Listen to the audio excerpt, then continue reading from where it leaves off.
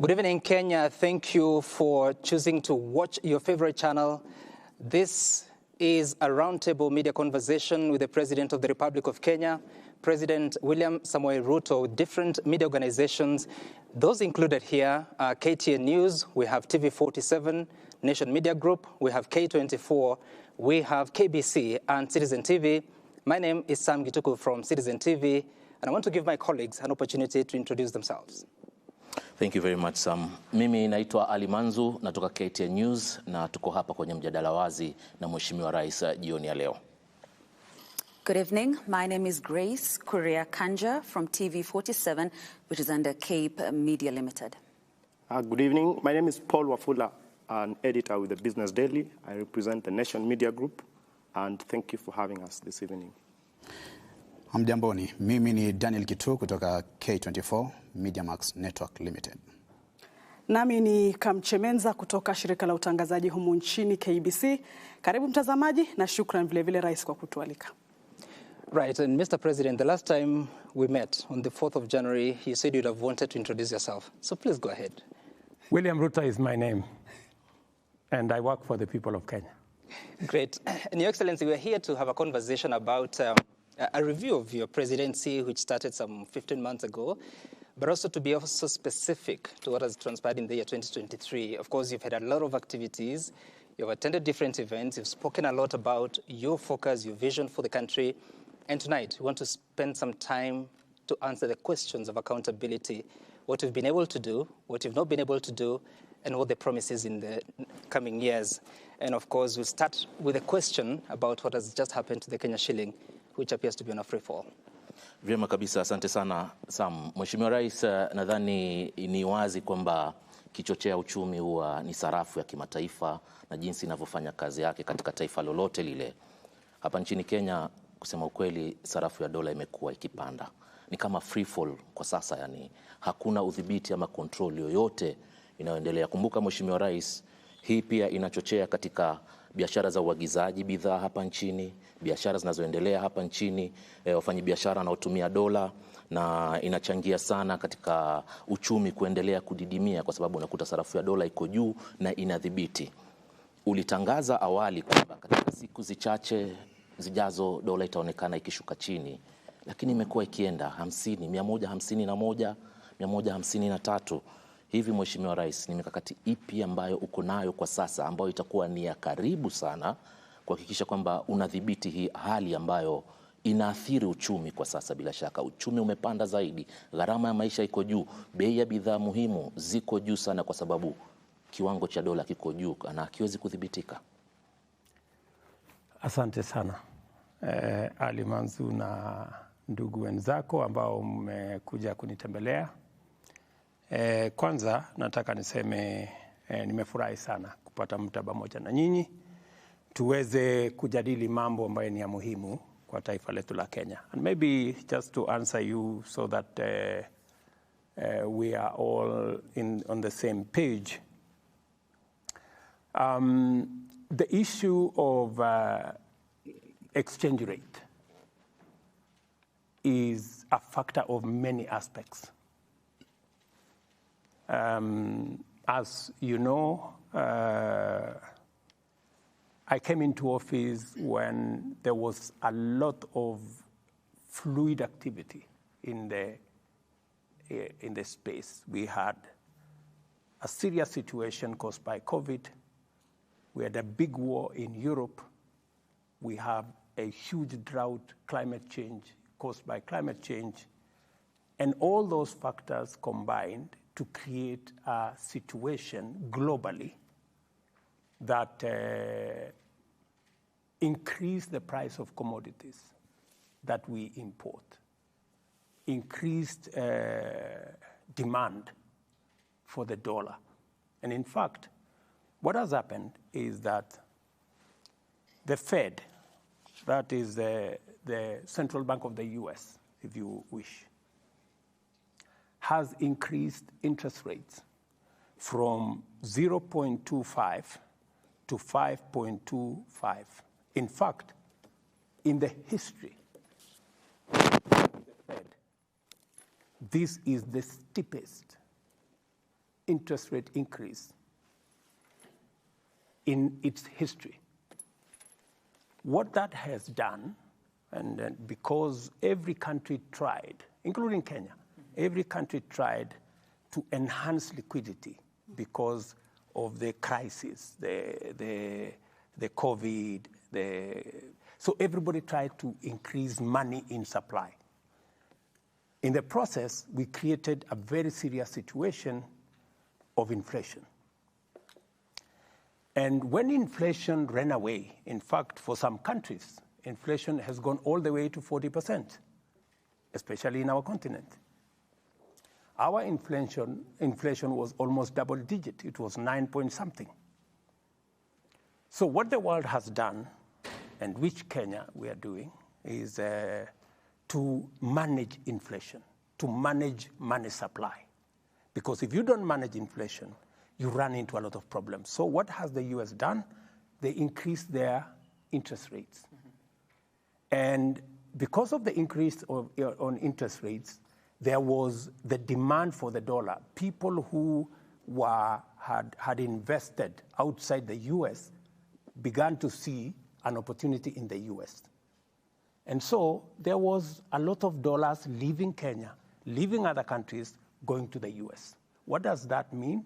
It reduces the supply of dollars. And therefore, as compared to Kenya shillings, then the situation went up. Everybody expected that the US would ease on interest rates, on increasing their own interest rates. They didn't. That was the expectation of the whole globe. That's number one. Number two, in Kenya, we were maintaining an artificial exchange rate. You had the central bank governor, Mr. Thuge, say that this interest rate of this exchange rate of 130 that we were maintaining was artificial. I mean, it was maintained using our foreign exchange reserves. What happened? The government of Kenya spent $2.6 billion. That is almost 400 billion Kenya shillings in supporting the Kenya shilling so that it doesn't go to its actual exchange rate. How did they do that? You sell dollars, Kenya reserves. You sell it to the market so that you increase supply of dollars at a price that is not the actual price, a subsidized price. So this is the central bank. Central bank selling of to the Kenya. market. Yes, the central bank of Where Kenya. are they getting it from? The dollar itself. Our reserves. We have reserves. Yes, the reserves as of that time were just over 4 point something months. Yes, that is exactly what happened. That's why those reserves came down to 3 point something months. Mr. President. Today, and let me just finish. So because of that artificial support, when I came in, that is unsustainable. And it is partly why we have a crisis in our economy, because we were doing things that have no market support. So what I decided is we cannot, because it was anyway going to end up in a bigger crisis. So we stopped the artificial supply of dollars into the market. That's number one. We also, and that is why the rates went up. It is better for the rates to be up and they are not supported by artificial. We are not losing any foreign currency as a country. And what has happened is that imports to Kenya have gone down because our exports are now much more attractive. In fact, the people in the tea sector, the people in the coffee sector are earning much more than they were earning before. So what has happened is we are now keeping the exchange rate at a market rate, that we are not artificially supporting it. Yes, Mr. President, we will get to. And what will happen is once the international economic space eases out, the dollars then, the exchange rate will then come down consistent with our own management. Thank you. So in April last year, you did say that you will bring down, or the shilling will come down to about 115. This is an interview on accountability. That shilling has moved from 120.37. We are looking at 153.78 by Friday. And this is the central bank official rate. We also know that this is not the actual rate that actually Kenyans are spending when they go to buy the dollar. You promised that the government-to-government deal would fix this problem. Has it failed? And if so, what really happened? Let me tell you, my brother, if I hadn't structured the G2G deal, the dollar today maybe would be at 250. That's how serious it would be. Why? Because the US Fed kept on increasing their interest rates. And you know very well that we can do the things we have done as Kenya, but we are also subject to the global economy. The G2G deal has worked. If we hadn't experienced an increase in the Fed, the dollar would be at 120 today. But because they kept on increasing the US exchange rate, our exchange rate, if we hadn't done the G2G transaction, if we were still going to the market to look for $500 million, 60 billion Kenyan shillings every month, and in fact, many banks, by the way, were waiting for the dollar to be at 200. Yeah, they will have to wait for a while because we have done things that nobody expected would be done, and we have managed to make sure that although things are not going the way we had planned, but they haven't gone overboard. Mr. President, when did the US Fed begin raising the interest rates? Maybe 2 years ago, immediately after the COVID situation. That is when they began to Meaning increase. they were already doing this by the time of your election? But they were not at 5.2.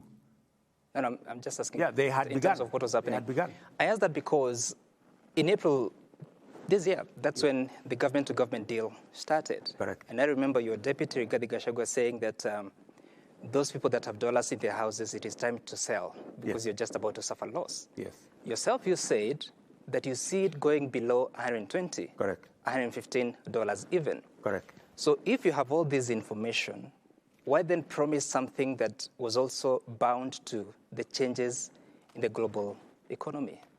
You see, And now you're saying it could have gone up to 200. Which figure do we trust? let me tell you, my friend, we live in a global environment. And I know you're saying that because when we structured the G2G, many people keep saying, but this is what's happening in this country. This is what's happening in this country. Fuel today is at diesel 200 shillings, 201 in Kenya. It's exactly the same in our neighboring countries, Tanzania, Uganda. Many people think that fuel in Kenya is artificially managed by government of Kenya. It is not. We'll come to that. So we'll come to the question of I'm fuel. just giving you as an example, because so that you understand where we are. And I want to say this without fear of any contradiction. If we had not tamed, already we were having stockouts here of fuel because of the lack of dollars. Because all these oil companies were running around. When I came into office, the first people I met were the oil companies. And they told me, look, we can't find the dollars. You know, although we are being told dollars is at 120 something, 130, we can't find it. You know, the dollars are not there because the rates were artificial. So we came to discover later you know, that, oh, this dollar was being managed artificially. And that is how we realized that $2.6 billion of government money had been used, sold to banks to support an artificial exchange rate that was actually going to go the opposite direction. If we hadn't been managing the dollar exchange rate artificially, today we would be talking a different story. Mr. President, you've been in office for 15 months, and you wouldn't want to go to what happened in the previous regimes, and that's why you are taking. I am not talking about any previous regime. I'm just giving you the facts. Artificially what you're talking about. Let us remain here, and we're looking at even the region in terms of the East African region. Look at even the Uganda shilling and the Tanzanian currencies. They aren't depreciating as fast as they are, as Kenya is doing. In fact, some of those currencies are actually appreciating as we speak today. They do not have a government-to-government deal, but they are somewhere. Most of them import from Kenya. The question is, what has been the problem with the government-to-government deal, and why has it not been able to fix the slide in the Kenya shilling? You know, the government-to-government deal is not the only thing that will fix the exchange rate. It is one of the many things, right? We are a different economy from Uganda. We are a different economy from Tanzania, right? We have much more imports. We import much more for our industries because we are a different economy for all our other services than Uganda or Tanzania does. We are not in the same category economy-wise. We are a middle-income economy. They are in a different category, not like us. So you cannot compare them and us. Then you are not comparing the same stuff. And I don't want us to talk about other countries because then I don't want us to say which country is better than which one. Then, Mr. President, let's talk solutions. Yes. Because this basically drives almost everything, right, in the country. So the question would be what you are doing to strengthen the Kenya shilling. Precisely. That now you're talking. 3 things. Number one, you have heard me clearly. In the last budget, I said there are things we are importing today which we should not be importing. We shouldn't be importing cement. We shouldn't be importing steel. We shouldn't be importing furniture. There are many things we are spending huge amounts of money to import when we can manufacture them locally. That is the reason why we have put a levy on the import of these unnecessary imports of products into Kenya so that we can stem the export of our foreign currency and manufacture those items locally. Number 2, we are importing 500 billion Kenya shillings every year of food items. 500 billion. From edible oil to maize to rice to all those. 500 billion US dollars we are importing. Uganda does not import that much food. Tanzania does not import that much food. We are the only country that imports that much food. Why? Because we haven't paid as much attention to agriculture. And number 2, we need to understand that while Uganda 80% is arable with rain, Kenya only 15% is arable with rain. Tanzania is a completely different story. Almost 60% of their land has rain and is arable. Ours only 15%. That's why we are importing $500 million of food into Kenya. So what we need to do, we need to pay attention to our agriculture. The reason why we have invested, and that is why in the manifesto that I sold to the people of Kenya, agriculture, modernization, mechanization is one of the big tickets that I decided that I'm going to do. We have changed the trajectory on our staple food. Today, we are producing more in terms of maize, which is our staple food. In fact, my plan is that by next year, we shouldn't be importing maize into Kenya. We should be producing enough. This year, we have increased our production of maize by 40%, more than we did last year. Last year, we produced 44 million bags. We are producing 61 million bags this year. And it is because we have done interventions. Fertilizer that was being sold at 7,000, we are now selling at 2,500 because we are supporting production. We are full scale into the space of edible oil that we are importing. I am working with different governors. This year, we are working on sunflower, we are working on soya, we are working on palm oil. The president of Indonesia was here. We have agreed on a whole chain because they are the biggest country that we import edible oil from. They are going to work with us to grow palm oil in Kenya. That project is being led by county governments. In fact, it is being led by Gladys Wanga, the county governor of Homa Bay, because it is in the coastal region and around Lake Victoria that we will have the biggest space and the biggest opportunity for us to produce palm oil. We are going to do more around sunflower. We are going to do more so that we also stem the tide of loss of dollars into other jurisdictions because of food imports. So these are the things that I am doing. Number three, I am also looking at how are we going to get more foreign exchange into Kenya. That is why I am working round the clock to make sure that we have more Kenyans working in Kenya, in foreign companies when they are in Kenya, and we are also connecting Kenyans to opportunities outside Kenya.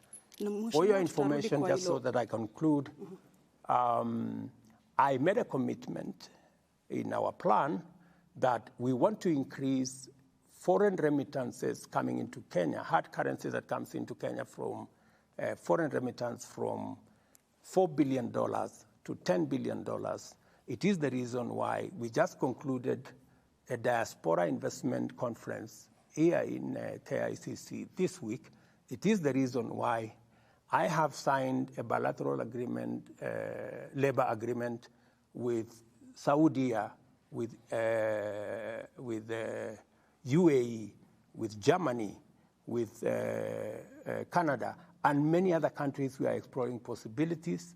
And for your information, as a result of those, what I have been doing, between now and next month, January, the first 10,000 Kenyans will be leaving to go and work in foreign countries so that they can support themselves and support Kenya, because many countries have established a strategy on how to grow their foreign exchange earnings. On the other hand, maybe still on the government-to-government deals, is it giving us as a nation the desired results? Absolutely. 8 months down the line?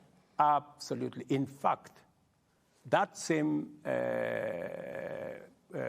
government product or program, many countries are seeking to know how they can copy that program, because it is giving us what we couldn't have gotten in a different way. Then how can we control the prices now? You see, fuel, it's been up and down. Right now we're talking of 210, 212 per liter. Ali Manzu. Yes. You heard me say this. The price of fuel is not determined by the government of Kenya. It is not determined by any company. It is determined by the producers.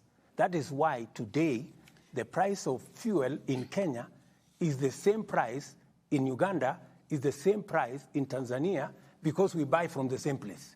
Mheshimiwa Rais, tutakuja kwa hilo baadaye. I've heard people say the president should reduce the price to 150. Tutarudi kwa hilo baadaye, Mheshimiwa Rais. How are you going to do that? Unless I take taxpayers' money and go and subsidize, which is removing money from this pocket and putting it in this other pocket. Mheshimiwa Rais, unaposema kwamba bei ya mafuta serikali haina uwezo mkubwa kuhusiana na bei ya mafuta. Itakumbuka kwamba wakati wa kampeni kabla hujawa rais ulisema kwamba bei ya mafuta wakati wa utawala wa Rais mstaafu Uhuru Kenyatta ilisababishwa na wale ambao uliwaita cartels, na zaidi ukaeleza kuhusiana na ushuru mwingi. Nini kilibadilika? Hakuna kitu kimebadilika. Mambo ya ushuru, nimepunguza ushuru kwa mafuta, nimepunguza ushuru ya Road Development Levy, nimepunguza ushuru ya Railway Development Levy, na ilikuwa kwa budget. Tumepunguza ushuru mara 4 in 4 different categories. But you see, that is not sufficient to reduce the price, because the price of oil itself is going up because of the producers. Ni sawa kusema kwamba changamoto za kimataifa zinaathiri bei ya mataifa nchini? You see, changamoto za kimataifa na bei ya fuel ya kimataifa imechangia. Amesema huyu mrembo kwamba tumeongeza bei ya VAT. Ni kweli, tumeongeza bei ya VAT, lakini tumepunguza ushuru zingine. Tunaongeza bei ya VAT kwa sababu gani? Kenya tuko katika kiwango inaitwa middle income economy. We are in the same category as South Africa. We are in the same category as Morocco. We are in the same category as Tunisia. I want you to check their taxes, because our taxes are now at 15.6% of GDP. 15.6% of GDP. Taxes in South Africa is 27% of GDP. Taxes in Morocco is 32% of GDP. What am I trying to say? I'm trying to answer the question, because the people of Kenya are being pushed and being told, look, you are paying more taxes than other countries. Is that true? That is not true. Na Mheshimiwa Rais, we are paying the same taxes like all countries that are in our same category. And let me tell you the difference so that you can take the chance. Let me tell you the category. If we go to the market, the countries that are in LDCs, they get a lower interest rate than those of us who are in middle income. So you cannot compare them and us. We are in a different category. And for your information, countries like France, their tax as a percentage of GDP is 45%. We are only at 15.6%. That's the difference. Na Mheshimiwa Rais, bado tuko kwa hili swala la shilingi na dola. Umezungumzia miradi tofauti hapa ambayo mmeweka katika mpango wa kuweza kupunguza hiyo dola ambayo shilingi iweze kuwa na thamani. Swala la mahindi umesema by mwaka ujao Aprili hapo pengine swala la mahindi tutapunguza kuimport na mambo kama hayo. Ukatajwa masuala kuhusu pia edible oil na miradi ambayo ipo. Lakini Mkenya pale nje anajiuliza watasubiri hadi lini hii shilingi iweze kupata thamani yake ili maisha yaweze kuwa sawa? Wakenya watazubiri kwa sababu dola sio serikali ya Kenya inaamua. Dola ni biashara, ni kati ya zile vitu tunauza na vile tunanunua. Ndio tunapata ile uwezo wa kudhibiti. Kwa sasa kuna vitu nyingi tunaagiza kutoka nje.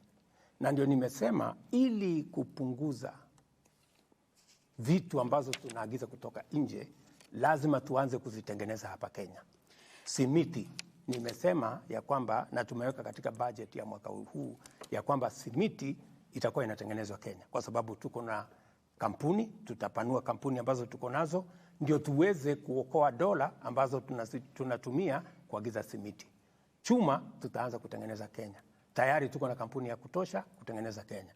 Furniture tutatengeneza Kenya. Kwa hivyo, chakula tutazalisha Kenya. Ndio tuweze kupunguza ile dola ambazo pesa ambazo tunatumia ya kigeni kuagiza vitu ambazo zinakuja Kenya, ndio tuweze kumanage ile exchange rate. Kwa hivyo Mheshimiwa Rais, hadi hapo Mkenya ataendelea kukandamizika? Hadi hapo, unajua sasa hakuna miujiza itafanyika. Unajua sasa wewe unataka kufanya miracles. I think, Mr. President, hakuna miracle. This is what is happening globally. Mr. President, we live in a global economy and we need to understand. And it is very important for us sitting here to tell the people of Kenya that, because, you know, many people are saying the price of fuel. I want to tell the people of Kenya, the price of fuel is not controlled by the government of Kenya. That's why I was saying yesterday, many people are praising me that, oh, you see, we have now begun to see the prices of fuel coming down. I told them, no, musinisifu, I have not, hakuna kitu nimefanya, ni wale wanatuuzia wameanza kupunguza bei. Na mimi nataka niwaeleze wa Kenya, bei ya mafuta hapa Kenya ni sawasawa na bei ya mafuta. Mr. President, we'll get to fuel. We'll get to fuel. We shall get to that, Mr. President. But I want to ask something my colleague Sam asked earlier. So did you promise what you couldn't deliver? I promised in the context of where we are. If things had stayed constant, I would have kept my promise. But you know, we live in a situation that things are changing. The world, we live in a global environment that the prices are going up. You cannot keep unless, and I don't want to lie to the people of Kenya and say, let me spend public money so that I look like I am keeping my promise and I am doing the wrong thing. It is better for me to be brutally honest and say, this is not possible. We may have made a commitment, but because the situation changed and everybody knows what that situation is today, the prices of commodities went up. You heard Uhuru Kenyatta say he was not the one who started the war in Ukraine, you know, and all the other things. But that is okay. You know, Mr. President, what we must be honest to ourselves is, are we doing the best to manage the situation so that doesn't flip and go in the wrong direction? And I want to tell you, yes. Mr. President, I thank you for that response. And to be brutally honest, just to pick up from where you are sitting, I think Kenyans know that it's actually true that government has a big role to play in terms of the fuel prices. It's not true that government doesn't play, because 40% of the taxes, between 40 to 45% of the fuel price in Kenya is actually government taxes. So government has a big role to play on that. I think we need to move to energy now that we have energy. Just before that, Paul, Mr. President, I hear you, and I've listened to you carefully saying that if things had remained constant, and I was hoping that you'd explain what is that constant, because you also said if the U.S. dollar had not been, the exchange rate was not, if the U.S. interest rate was not increased. It was increasing already. It was increasing, but you know, it has reached a place where everybody thought it was going to stop. But the next 3-4 increases were completely unexpected. Even today, all of us expected that they would begin to come down, but they've decided to keep it. Okay, and Mr. President, and you see, while my good brother here said government has a lot of say on taxes. Yeah. You see, my friend, while it is true that I can tomorrow say, let us reduce the taxes, it is also true that tomorrow, for every 10 shillings I collect, every 10 shillings, 7 shillings go to paying debt. Are you telling me that you want me to do what other countries have done, to default on debt? Because that's the only option I have. I can say, okay, let us pay less, and then let's tell the international community, Kenya cannot service debt. Is that what you want us to do? That would be very... And Mr. President, that's what I was asking you. So precisely, you cannot say, it is simplistic for you to say, yes, the government can, 40% of fuel is taxes. The government can decide tomorrow to lower the taxes. But you know, those taxes we are collecting, we have education to fund. First, we have 7 shillings for every 10 to pay debt, which William Ruto did not accumulate, right? Number 2, the 3 other shillings, we have to pay our children to go to school. We have to manage our security. We have to manage our health. We have to manage everything else. We have to pay our teachers. So are you telling me I go and tell teachers, I don't have salary for you this month because I have to reduce the price of fuel? Do you think that would be reasonable? Maybe just, Mr. President, on that issue, just hold on to that thought a bit, because if you look at the prices of fuel, what has happened is that we are looking at consumption. If I look at the last data, the last 3 months' data, consumption of fuel has actually dropped to a 5-year low. And if you look at even KRA, the collection, they missed the target. They were off the ordinary revenue by about 31 billion Kenya shillings. So what is happening is, yes, on this end, you have a plan to collect taxes, but these taxes are not coming through to Kenya Revenue Authority. And on the other end, you are killing the economy because you have people not moving, consumption, because oil and electricity basically will tell you what is happening in the economy. For your information, your figures are wrong, because if you look at the taxes that have been collected from fuel, they've gone up. That's the correct position. So the other taxes are the ones that they have not met the targets. And why haven't they met the targets? Because I gave them a very high target. Mr. President, because I wanted them to do much more than they are doing. Mr. President, let's just take a look at the data. So don't misrepresent facts. Let's talk about the correct position. The data you have from the Kenya Revenue Authority, because they're the ones who collect the revenue in their report. In the first quarter, ended September 2023, the oil taxes, the target was 84.6 billion shillings. They collected 77.7 billion shillings. Similar period last year, it was 78.5 billion shillings. That's a drop of about 800 million shillings. So indeed, for quarter one, there has been a reduction. If you're to speak about the volumes, the same quarter, diesel in 2022, quarter one, it was 1.15 metric tons, 1.5 million metric tons. This time round, the same quarter, it is 1.05 metric tons, a reduction of 56,000 metric tons.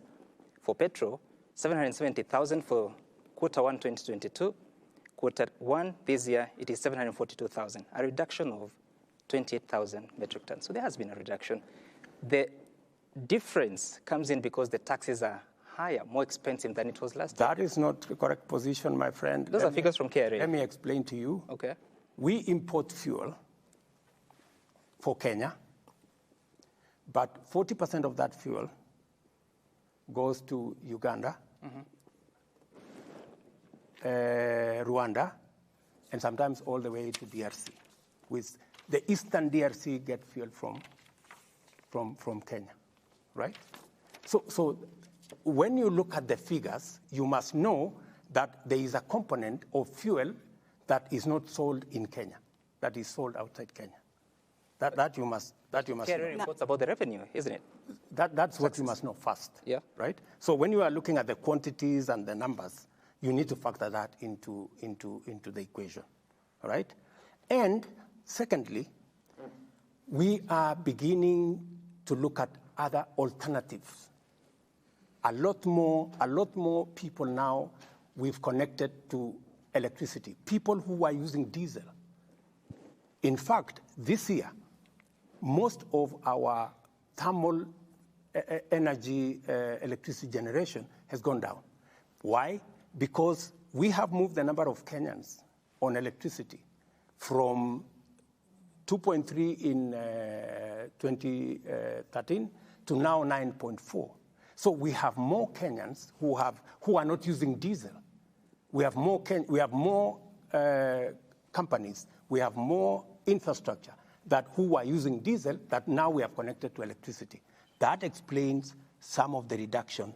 If you look at but this is a direct consequence from the Finance Act of 2023. That's not the correct position. I am telling you KRA is reporting, more and Mr. more. President. Exactly. So why I'm telling you, the quantities that have gone down is because more people are not using diesel, especially in the big companies, if you look at what we are saying, because we have made it possible for them to use electricity.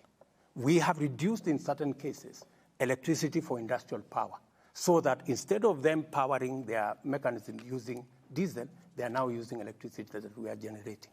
And it is partly why we have connected more people to electricity. Je, Mheshimiwa Rais, tukisalia tu kwa swala la bei ya mafuta. Dio. Na hii project ama tunaweza sema hii G2G deal ama mpango wa G2G deal. Correct. Azma yake ilikuwa ni kupunguza hata bei ya mafuta. did we achieve the required results? Wewe ndio umesema azma yake ni kupunguza bei. Azma yake ilikuwa ni kuhakikisha kwamba number one, we have fuel. Because when I came into office, people were queuing in petrol stations for fuel. True? That was the case. Now, nobody is queuing in any petrol station. We have continuous supply. Number two, half the companies in Kenya, fuel companies, had closed down. Today, no company is operating outside the net. Every company has fuel. Number three, local companies were buying fuel in US dollars. Today, they are buying it in Kenya shillings.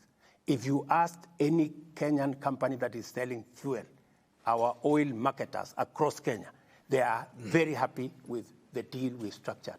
And number three, we have removed pressure on the US dollars. In fact, when I came into office, there are many companies who are considering relocating from Kenya. Why? Because if you can't have foreign currency to pay your dividends for companies that are not Kenyan, there was a backlog of almost 8 months of companies that had not paid dividends for their investors because there was no dollars in the market. Today, I have made sure that though the dollar is high, but it is available. Mheshimiwa Rais, katika sikukuu ya Jamhuri ulisema kwamba uchumi wa taifa umeimarika. Kabisa. Siku chache kabla ya hotuba yako, Naibu Rais Rigathi Gachagua alikuwa amesema huenda ikachukua muda hata wa takriban miaka 10 hivi katika kushughulikia masuala muhimu ya wananchi. Wakati fulani Waziri wa Fedha Henry Rotich akasema kwamba hapana. Waziri wa Fedha Njuguna Ndung'u akasema kwamba hali ni ngumu kwa taifa, hasa kulipa mishahara na masuala mengine ambayo yanahusiana na fedha. Hali ya uchumi iko vipi Mheshimiwa Rais? Na tukisalia hapo, Prime CS Musalia Mudavadi amesema 3 years.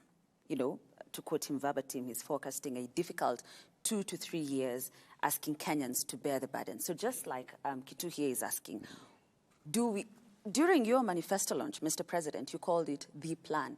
Is there a plan for economic recovery? Because you are saying this, your deputy is saying another thing, Treasury CS, a different thing, Prime Cabinet Secretary. I mean, this should be one government that speaks in one voice. And Kenyans themselves, Mr. President, wanaumia. Wakenya wanasikiza pia, huyu anasema hivi, huyu anasema hivi. Tuliza boli. Tumelituliza. Nani anasema kweli? Sikizeni. Nimesema hivi, nataka kuwajibu nyinyi wote watatu. Mimi nimesema, if you read my statement, I said our economy today is out of debt distress. And that is the truth. For your information, if I didn't step in, let me even say, if I wasn't president, the kind of decisions I have made, very difficult decisions, you know, very painful decisions. Decisions that I know they will cause pain, but it is better we make those decisions now than get Kenya into debt distress. There are almost 8 countries in our continent, including one that went into debt distress. I don't want to mention countries, you know them, last almost 3 weeks or 1 month. That is the worst thing that can happen to any country, to go into debt distress. We are now out of debt distress. Our economy is stable, but the difficult patch is still there. We still have to navigate. All we have done is to avoid the cliff, right? That we have avoided because we have negotiated, we have put brakes on expenditure.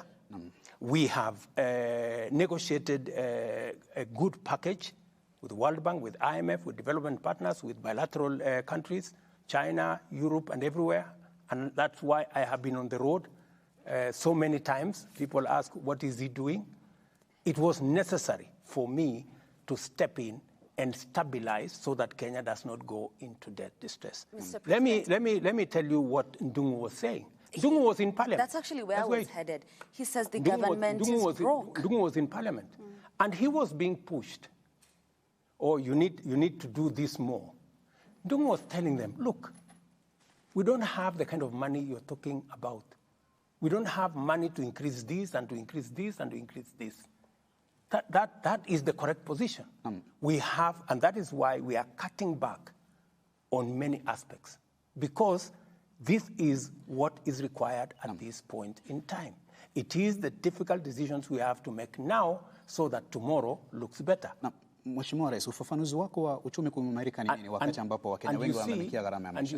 And you see, what Musalia is saying is for us to be able to get to a place where we can say we are good, you know, that things are moving, there is money in the pocket, we can feed ourselves, we can do everything. It takes time, right? How long? And it takes time because How long, Mr. President? you want me to say 3 months, 5 months, 1 year? No, you're quoting Relax. your Prime Cabinet Secretary who says 2 to 3 years. Relax. Because we are not in charge of all the factors that will finally determine where we are going, let us give ourselves time. But I want to promise the people of Kenya that we will sort this situation out. Mheshimiwa Rais, unaposema uchumi umeimarika, ufafanuzi wako wa uchumi kuimarika ni nini, hasa wakati ambapo Wakenya wanalalamikia gharama ya maisha? Number one, na ni vizuri umeuliza gharama ya maisha. Gharama ya maisha inachangiwa na vitu vitatu. Ya kwanza ni gharama ya chakula, right? Na nikisema uchumi iko na uchumi ya tumbo. Nataka nikuulize na Wakenya wenzangu, tumefanya lolote kupunguza gharama ya chakula? Yes, we have done major steps. The price of food items is today lower than it was a year ago. It is a fact. Lakini, of course, it's not convenient for certain people to accept. That's number one. Number two, globally, where is Kenya? Uchumi wa numbers, and these are not my figures. We've brought down inflation from 9 point something to now 6.8. Those are figures, global figures of the World Bank. Number two, our economy is growing at 5.4%. Not my figures, World Bank figures, right? In fact, they quote Kenya is the 29th fastest growing economy globally. Those are figures out there. Of course, many people don't want to accept. I know that there is still no money in people's pockets. Uchumi wa mfuko Bado. ndio bado. Yeah? Utakuwa lini? Are we doing something about it? Yes. That is why we are spending more money in education. Yeah? We're putting more money in education. In fact, this year, we are putting an extra 120 billion in education. To do what? To make sure that we reduce outlay by Kenyans to fund education. Number two, we are putting more money in health. That is why we've passed 4 laws. What do we want to do? We want to make sure every ordinary citizen has a health insurance. Those who are paying 500 will come down to 300. We are going to make sure that we don't leave nobody behind. That is why I am going out of my way to create jobs. Today, as I talk to you, because you need to put money in people's pockets. Today, as I talk to you, 120,000 people are working in a housing program. Today, as I talk to you, we are working on export of labor, making sure that we connect Kenyans to jobs abroad. Today, as I talk to you, we are expanding the space of digital jobs. We just passed the law so that we can create ICT hubs across Kenya. I have already negotiated for digital jobs globally. Kenyans are very good at it. We are going to spread opportunities so that people can put money in their pockets. So that's why I'm saying we need a plan. You know, it is easy to say, let us do quick fixes. We have been doing quick fixes for a long time, and we haven't gotten it right.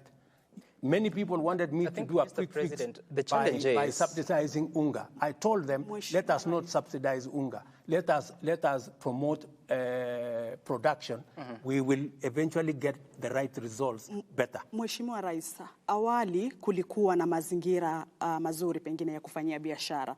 Tunavyoona sasa, sijui kama palikoseka wapi, pengine unaweza kutueleza, manake kulikuwa na mazingira mazuri ya kufanya biashara. Kuna takwimu ambazo zimetolewa hata na FKE nadhani wakisema kwamba kuna makampuni ama kuna Wakenya takriban 70,000 ambao wameachishwa kazi. Katika serikali yako Mheshimiwa, palikoseka nini haswa pale mpaka mazingira ya kufanya kazi yakawa magumu kiasi cha kwamba 84% ya Wakenya wanasema kwamba maisha ni magumu, na hizi ni takwimu ambazo ziko zaidi ya 50 kwa mara ya kwanza katika Mkenya kusema kwamba maisha ni magumu na pesa haionekani. Na tukisalia hapo Mr. President, because it's just based on what she said, are you aware that 87% of Kenyans, your people, Mr. President, that is 9 out of 10, have opted to reduce on personal expenditure because of the current economy? Watu wana opt kutokula, which is what we're talking about, uchumi ya tumbo. They are forgoing food because of the current situation. Good. I want you to read a clip or even a text. It was in the Standard. 10 months after Kibaki became president, the same number of Kenyans said NAC and President Kibaki had made their life worse than ever because Kibaki decided to make the right decisions, not popular decisions, right? 10 months after he was president. We are in the same space. But let me tell you the following, that it is true. We are facing a difficult situation.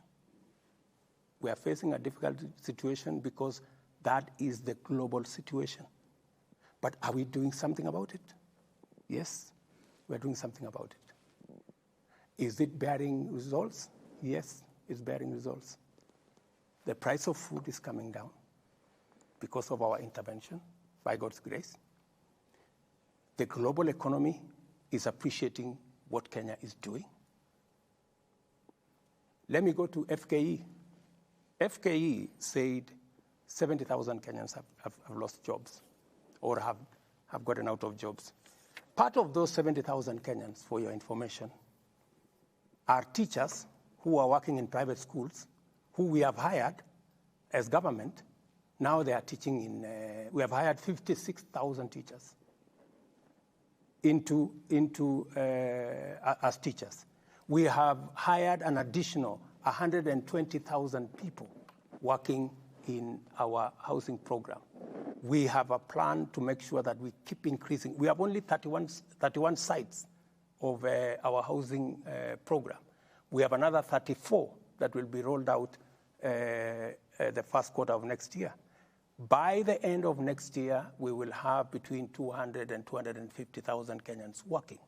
So the economy is adjusting towards where we want to go. We do not want to be an export destination for others. We also want to produce what we should be producing. And that is why we are working on the difficult patch for now so that we can stabilize the future. Kwa hivyo Mheshimiwa Rais, unakubali kwamba Wakenya 70,000 kweli walifutwa kazi ama walikosa kazi? Sikubali, wao ndio wamesema. Mimi nimekuambia. Na wakaandikwa na serikali. Kumaanisha ni makampuni yaliyo humu pengine yalifunga wakatoka ndo wakaja wakaandikwa na serikali, ama hawa walikuwa ni wa kutoka wapi? Waacha sasa nikwambie, wale wamesema, yale wamesema. What I have told you is what I can vouch. Have I hired 56,000 teachers? Yes.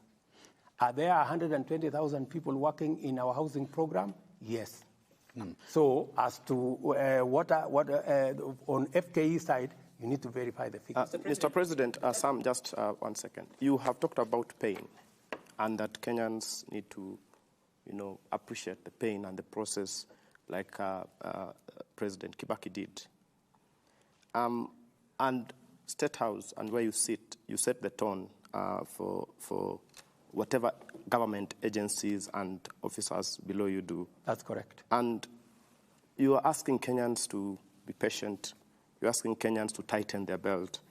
But if you look at your administration and State House to be specific, and other officials. Look at foreign travel has been up 26% just this ending quarter to 1.1 billion. And Kenyans are feeling quite taxed. And the hustlers that you represent are looking around the numbers that we are discussing today, and they're wondering, where have we missed this? Because on one end, you're asking Kenyans to be, to bear with government, to tighten their belts. The Treasury is saying things are bad. You're saying you're preventing us from, going off the cliff. But on the other end, the extravagance in government is really still heavy. How do you reconcile these two situations? I will answer you this way. Go and look at the budget. We have cut by 50%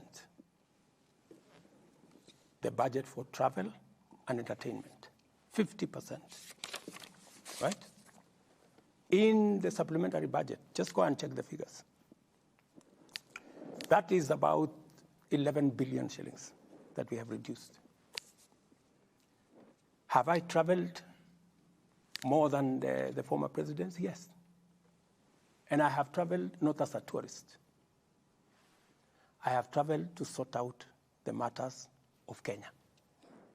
If I didn't package what I have packaged to salvage our country from going over the cliff, we'd be talking a different story.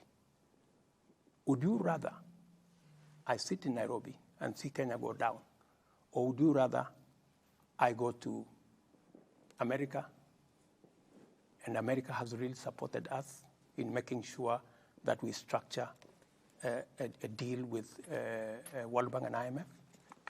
Would I travel to China to make sure that we structure the bilateral deal that will see all our roads come back?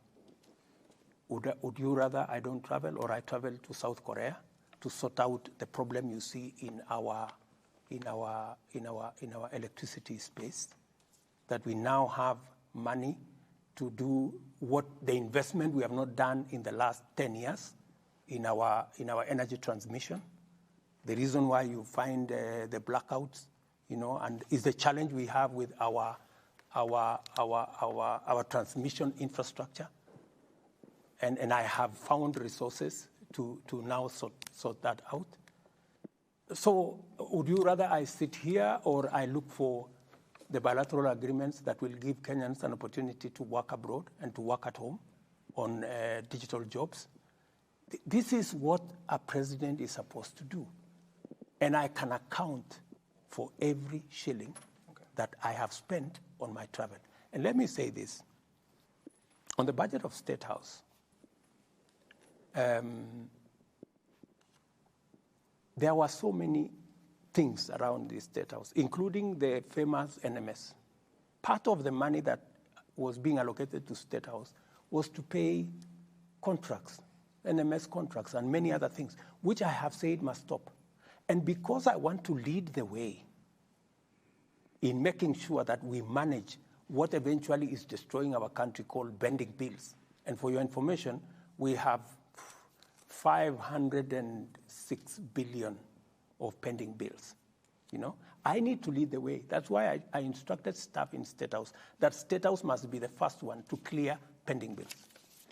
Most of the monies that have come here is to sort out NMS and all the other people that were here. And I have said those infrastructure should be transferred to the parent ministries. State House must deal with State House matters. Mr. President, we've spoken about three issues. We've spoken about the Kenya shilling and how it's behaving against the major currencies, global currencies. We've spoken a bit of energy and what is happening in the fuel sector. We also touched on cost of living. We have so much to cover tonight, and I just seek your indulgence that we can be first in our responses, but also the questions. That question that you say we were on a cliff, debt cliff, and now we are no longer there. Recently, you posted on your X account, and you said that the World Bank is giving us 2 trillion shillings for the next 3 years. The IMF is giving us over 680 billion shillings. That, in total, is about 2.6 trillion shillings, based on the current exchange rate. Now, part of the reason why our debt is beyond the ceiling that was of 10 trillion shillings by June next year is because of what has happened to the US dollar. if you add what you've gotten from the two global institutions, it takes us to close to 13 trillion shillings already in the next few years. Why then have a debt anchor of 55% to the GDP, which you're already busting? For your information, and it's a very good question you've asked, most of that money we have negotiated will actually replace. We are getting money at 2-3%. We are replacing it with money we are paying 15-16%. And the killer on our debt is the interest, the amounts of interest we are paying. It's not even the principal that is a big problem. It is the amount of interest we are paying. Because if you are paying interest at 16, I think the euro went to 20% at some point, that is what is destroying our economy. So we are not necessarily increasing the debt portfolio. We are substituting debt that is expensive just so that it is manageable, and then it can give us the space to be able to grow our economy. That is the context. Mm-hmm. So what the international community have supported me to do is to replace the Eurobond, which is $2 billion. Yeah, $2 billion of very expensive money at 20%, with money that we can manage at 2-3%. That is the difference. And by just doing that, we will save on the 7 shillings we are paying for every 10 we collect to pay debt. That will significantly come down. So that is what that's what I am doing, because that is what is feasible as we talk, as I embark on growing the economy. And growing the economy is investing in the right place, making sure that our agricultural production is up to the scale. It is the reason why I am improving the whole agriculture chain. I'm building 400 markets. I promised Mama Mboga that they will do a business in a good place. Building 400 markets. I am building 47 county aggregation and industrial parks to add value, to process, so that we get more value from our production. And if you saw this, this is when is today? Sunday. If you saw last week, we just advertised for the infrastructure of our 6 special economic zones. Again, these will become engines of exports, because we have to grow our exports. We need to stem imports into Kenya, but we need to increase more exports so that we can get more revenue, grow jobs locally. And you see, my focus is to make sure that we expand the space of people who are working. And it is going to be deliberate. It's going to be difficult, but it must be deliberate. That is why housing is one plank where we're going to create jobs. Agriculture is another space. In the special economic zones and the exports and that space, we're going to grow jobs.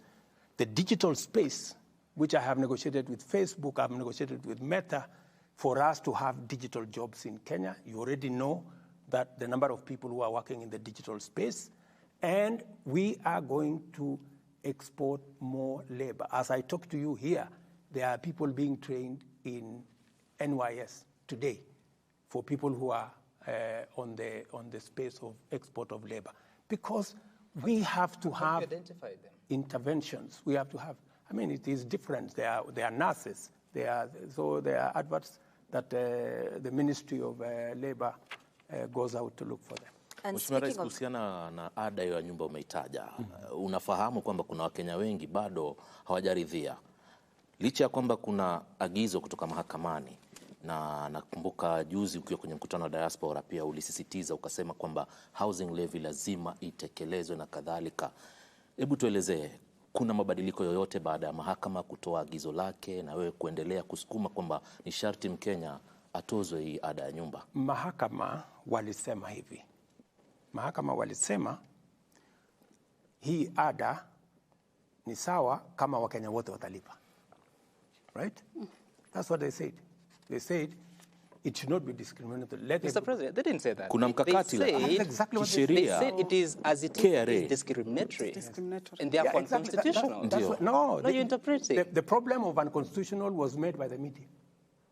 No, they said it's null and void. So if it is unconstitutional, why did the court say we should continue to collect? Because there's an application for stay orders. How do we continue? No, how do we continue to do unconstitutionality? No, Mr. President, at least we can agree on what the court said. Yes. And the court said that we've looked at everything and we arrive at the decision that this is discriminatory. Because of that, it doesn't agree with the constitutional Article 10 on governance.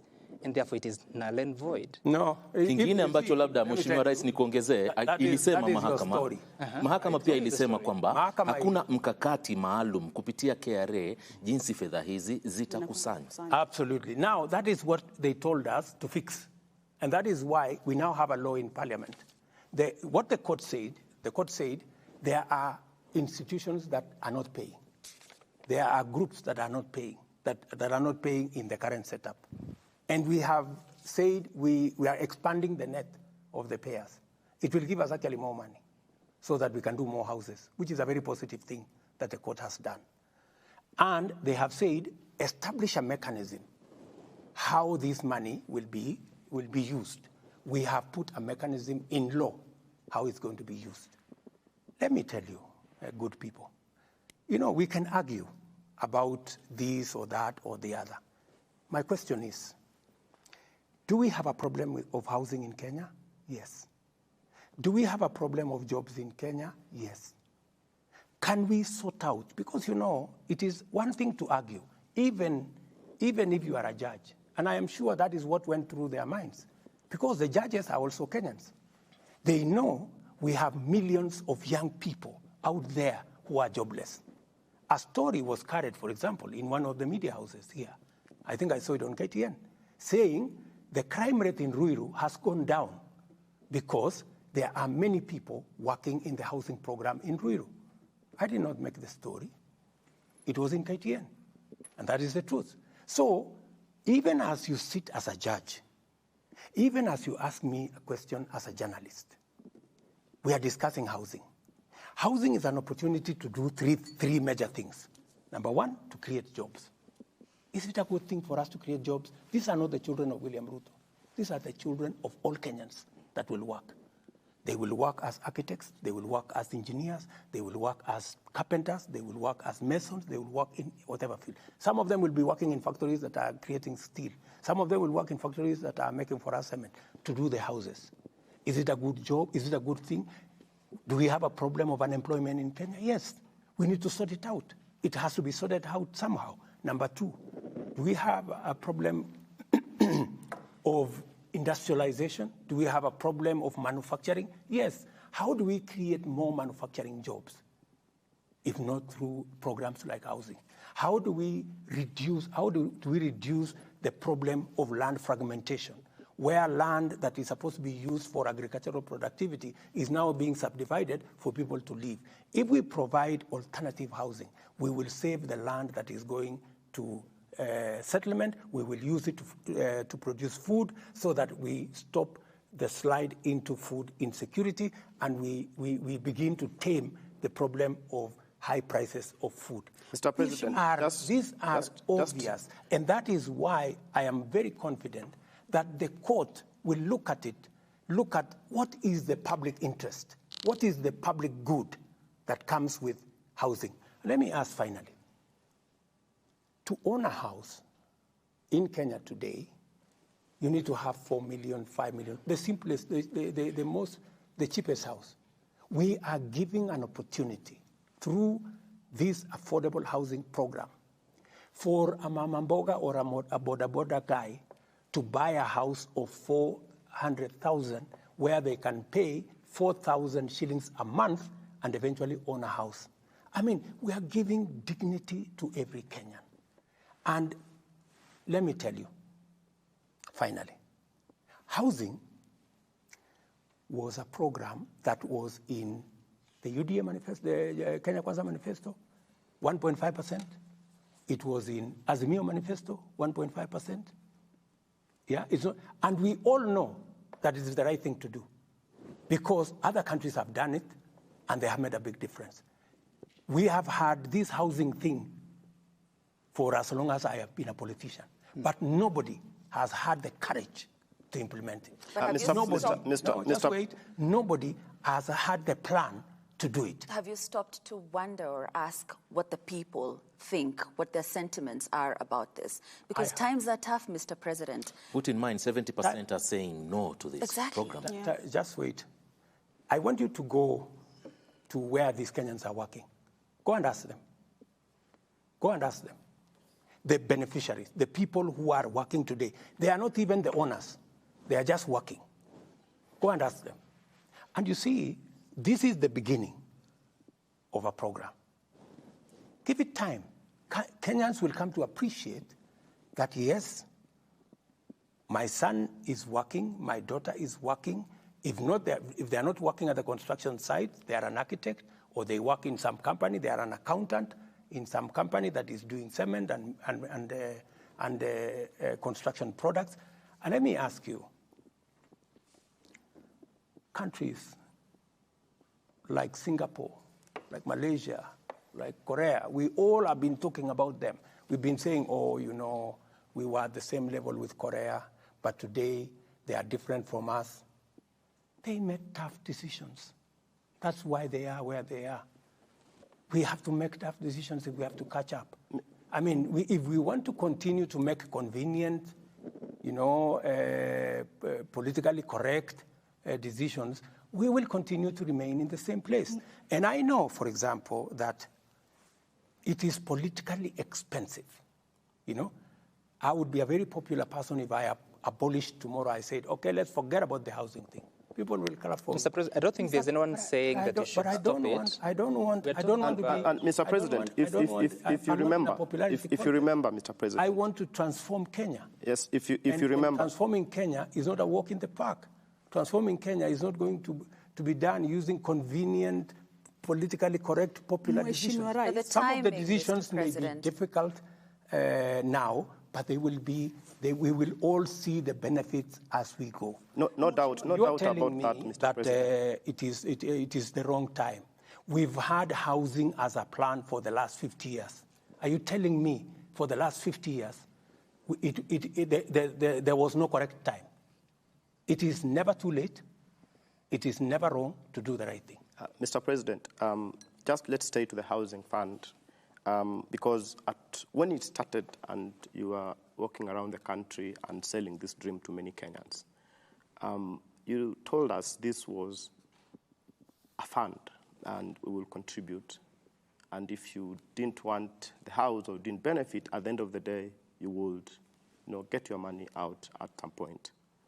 Then overnight, in Parliament, it turned into a levy and a tax. What really changed and what caused you to move from a fund, which was really, really contributory, to this discriminatory fund that even the court has found to be? And does this mean that this plan changed overnight, or what really happened to cause you to make these changes?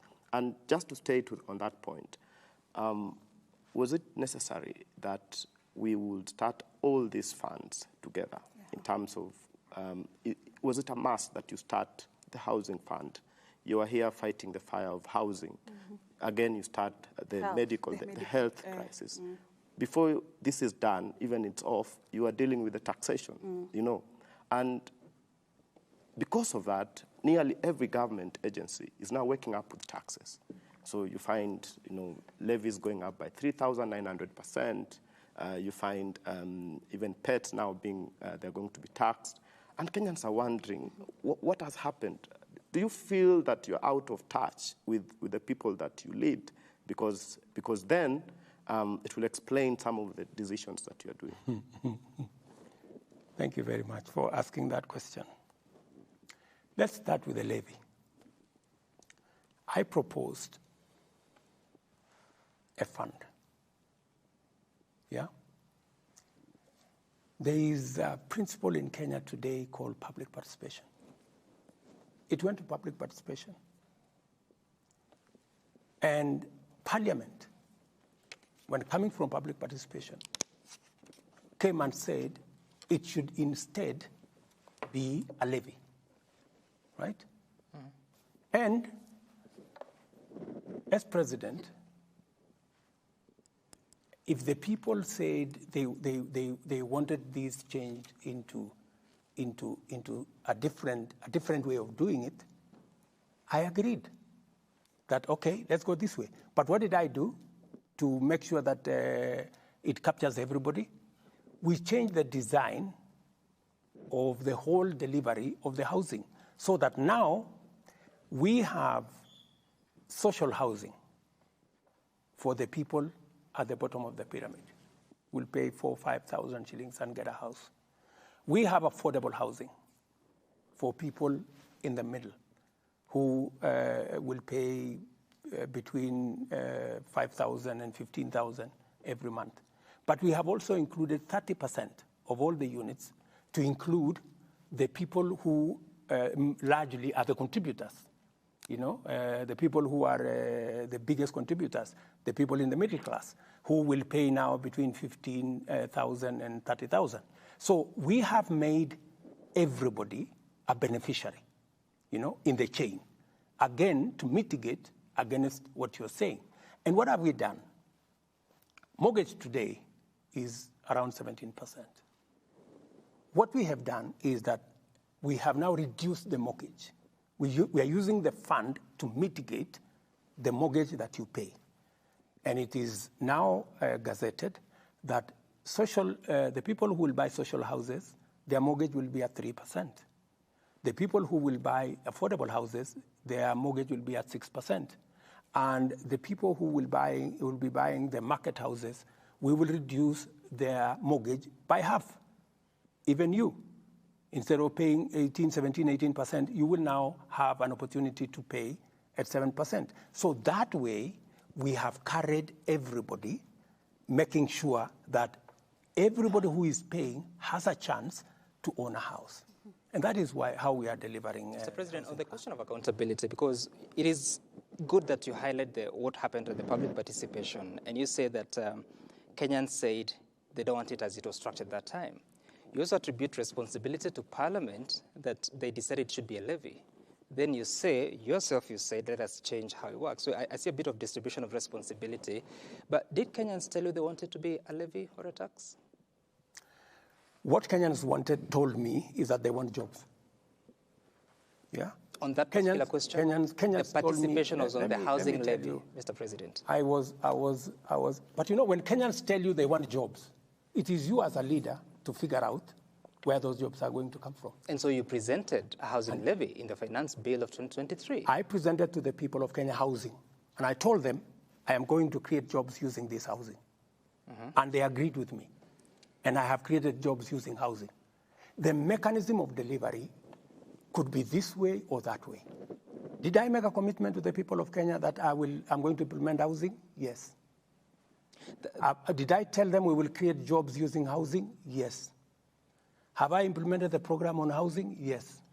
Have I created jobs using housing? Yes. That you did and you are doing. And you see, Mr. President, sorry for this, but Mr. President, you are saying that you promised all those things and you are doing. But when people tell you, we don't want it, it is too expensive for us, you change it from a levy, from housing fund, from a contribution to a tax that is not even, you can't recoup it after the 7 years. How did the translation into that become? You see, Sam, you know, you're splitting hairs. I'm not splitting. Yes, you are. Because what you are saying, you're trying to find fault. What is the greater good? What is the national interest? I mean, to you, does creating 120,000 jobs register anything good? It is a good thing, but I'm asking you about public participation is in the Constitution. That's making sure that an ordinary person who would otherwise never have a chance to own a home, now they have a chance to own a home. Does that make sense to anybody?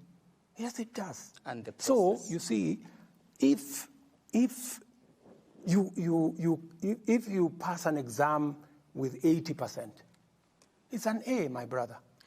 Mr. President, it may have, kuna it swali- may have kuna not, swali- President, it the may question not be we are asking- 100% what I wanted, Yeah. but it is 80% what I wanted. It is doing 80% of the job. Surely give me some marks. Fair Mr. enough. President, Fair the enough, question President. is at what cost? At what co- At what cost, Mr. President? Because granted, the people told you they need jobs. This means they do not have the jobs. This means they do not have money in their pockets. And in response, what you're doing is taxing them further. But let me ask you, my dear sister, the people who are working today did not have a job, right? Those are the people in the street. They didn't have a job. The people who have a job have had to pay 1.5%. 1.5% so that we can give a job to somebody else. And for your information, that somebody else that is getting a job is a taxpayer. Na Mheshimiwa, They contribute to what we eventually earn.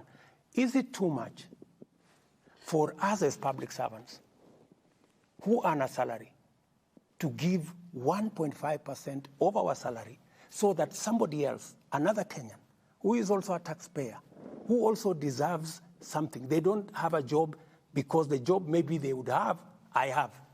But I'm being asked, contribute 1.5% so that that other Kenyan who is walking in the street can have a job. But it's not They just too- that, they too- Mr. they President. too- let me just finish. They too can own a home the same way you own a home. I don't think that is being asked. Kuna It's not kuna just that, swali, Mr. Mheshimiwa President. Rais, bado hujalijibu la mwenzangu Wafula pale. Amesema iweje wakati huu ndio munaleta tuseme hizi taxations nyingi, mumeanza na affordable housing na bado hatuja elewa vizuri zaidi, tuko kwa health, bado tunajaribu taxations. Kwa nini zimekuja kwa wakati mmoja kiasi cha kwamba Mkenya anasikia uzito? Kwa nini isikwende step by step kiasi cha kwamba hata Mkenya atajua ni kweli tunasonga mbele, lakini si finyiki, maisha yako sawa? Wacha nikueleze. Mambo ya health kwa mfano. It is the profiling, it is the spin that you people are many people, let me not accuse you, many people are spinning it. What are we doing? What are we doing in health? We are saying in health, we want to reduce those who are, and they are, by the way, the majority of the people who are, when I spoke about hustlers, people thought I was not serious. I was very serious. That is why I am saying, those of us who have a job, let's contribute 1.5%, good people, so that those of us who are hustlers, the people in the street, can, even them, they can have a job. They now have 120,000 of them on a job. That's number one. On this, on the health, what are we doing? We are saying three things. Number one, for the first time,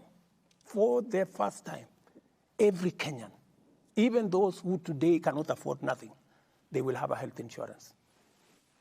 For the first time. Number two, those who, and the kind of unfairness that there can be. Mama Mboga is paying 10% of our income for health insurance. William Ruto, the president of Kenya, is paying 0.001%. Why? All we are saying is, let everybody pay an equal percentage of what they earn. Is that too much to ask? What will happen? The people who are paying 500 will come down to 300. Is there anybody saying that there are people who will get an insurance cover who do not have? No. Are there people who are saying that those at the bottom of the pyramid will reduce their money or their contribution from 500 to 300? No. The people who are talking are not talking about those things because they are not convenient and because many of us believe those people don't matter. I want to tell you, my friends, those people are also Kenyans. They matter the same way we do. Let us give them a chance. And Mr. President, let us give them a chance to also participate in Kenya. Let us give that fellow, that mama who has no chance. And let me tell you, for the first time, a person who would otherwise die of cancer or diabetes or hypertension, because when they go to hospital, they are told they don't have the money. For the first time, we have a special kitty, which all of us will contribute and give everybody a chance at life. I mean, my friends, all we are saying is let us have a country where nobody is left behind. Maybe the question... Because we are just thinking about ourselves. We are discussing how our salary is going to be, how 1.5% of our salary. There are people who have never seen who have never seen a pay slip. There are people who really, genuinely don't have a chance at life. I am asking the rest of Kenya, please, let us give a chance at life to many more Kenyans than those of us who are employed. We are only 3 million. We have 10 million people out there. Mheshimiwa Rais, umesema kwamba makato haya mapya ya bima ya afya yatashughulikia kila Mkenya kupata matibabu. Na kwa Wakenya ambao hawana uwezo wa kulipia bima hii, mtawashughulikia vipi kama serikali? Kabisa, you have asked me the best question. Ukisoma sheria mpya ambayo tumepitisha hizi sheria 4, tumesema wale wa Kenya ambao hawawezi kulipa, serikali ya Kenya tutawalipia. Kila mtu atakuwa na bima ya afya. Uko na takwimu ni Wakenya wangapi? Na wale tayari tuko na wale ambao wako katika program hii yetu ya social cash transfer. They are about 2 million. But my estimate is that another 3 million will be in that category. People who cannot afford. Hawa pia watu karibu 5 milioni watapata bima ya afya, italipwa na serikali ya Kenya katika mpango mpya. Jameni, na wauliza wa Kenya, hata na wao ni wa Kenya, tuwafikirie. Na wale wako chini pale, karibu wa Kenya wengine karibu 8 milioni 9 ambao wanalipa saa hizi shilingi 500, tutawapunguzia shilingi 300 kwa mwezi. Na wale hawana uwezo kabisa tutawalipia. Na jambo lingine la muhimu zaidi, wacha niwaambie, hii ni ya muhimu na Wakenya wasikie.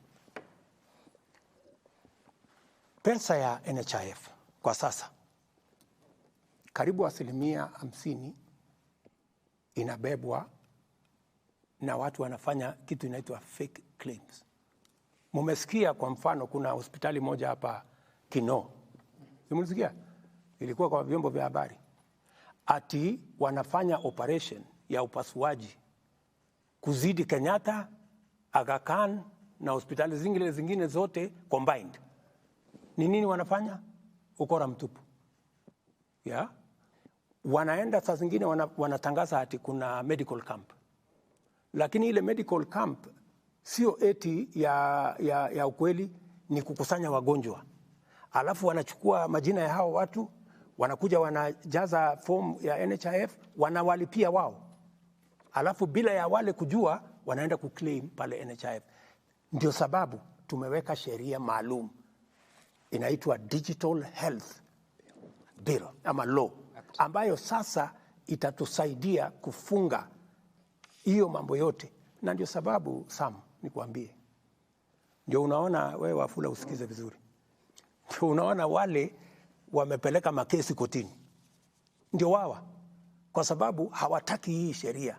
Ndio wanaendesha hii propaganda kubwa, iko shida kubwa sana, Wakenya wapinge hii mambo ya health, kwa sababu wanataka kuendelea kuiba pesa ya wananchi ama ya afya. Kwa nini usiwafungulia mashtaka, Mheshimiwa Rais? Wale tayari tumewashawafungulia mashtaka na tayari tutawapeleka kotini, kwa sababu we want to make sure, my friends, wakati unaona kesi iko kotini, imetumwa kotini na watu ambao ni beneficiaries ya the kind of corruption that is going on in NHIF. That is why they don't want us to change the law. That is why they have put together big cases to stop the laws we have changed, because these laws will change and seal the loopholes they've been using to steal our money. And I am very determined, by the way, to stop them. And I will stop them. Mr. President, because yes. we have dissected the problem properly. And we want a country that leaves nobody behind. That is why we have the Digital Health Bill. We have the Social Health Authority that is going to make sure that we carry everybody along. Right. And I am very confident when the court finally sits, they will see the value we have in this bill. I am not a madman. Right. And Mr. President, to do things that I know are not good for the country. But also, I am this one person. You know, the problem we've had in Kenya, my dear sister, is that leaders have never wanted to do the right thing. We know what is right, but we want to do what is convenient. We want to do what is politically right. I have decided, as William Ruto, that we have been looking for a guy to bail the cat. I will do it. We have been looking for a person to blame when we do the right thing. I'm ready to carry any blame. Okay. But I must do one thing. I must do what is right, and I must sort out our country. We've been postponing this, you know, and people would rather, and many people ask me, oh, you know, the way you're going, you will not get a second term. You know, let me tell you, I am very clear in my mind. I was not elected to look for a second term. I was elected to get the country out of the mess. I was elected to create jobs. I was elected to implement universal health coverage that has been on our cards forever.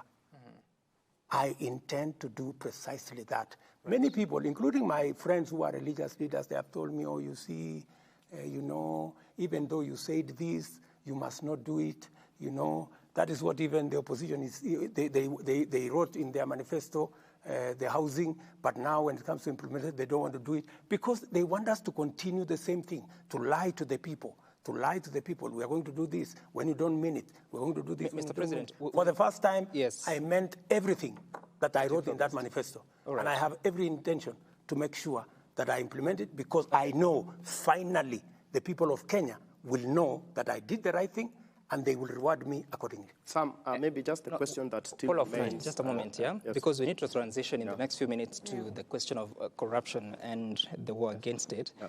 But you're saying something, I have read the bill, and most of us have, I mean, the laws now, and they're quite transformative, so to speak. But then again, the process is as important. I have heard you on several occasions saying that the contribution to the Social Health Insurance Fund will be 2.75%, so that it is equal across board. Your Cabinet Secretary, Nakhumicho Wafula, says that I had actually said it was going to be 2.75%, but capped at 5,000 shillings.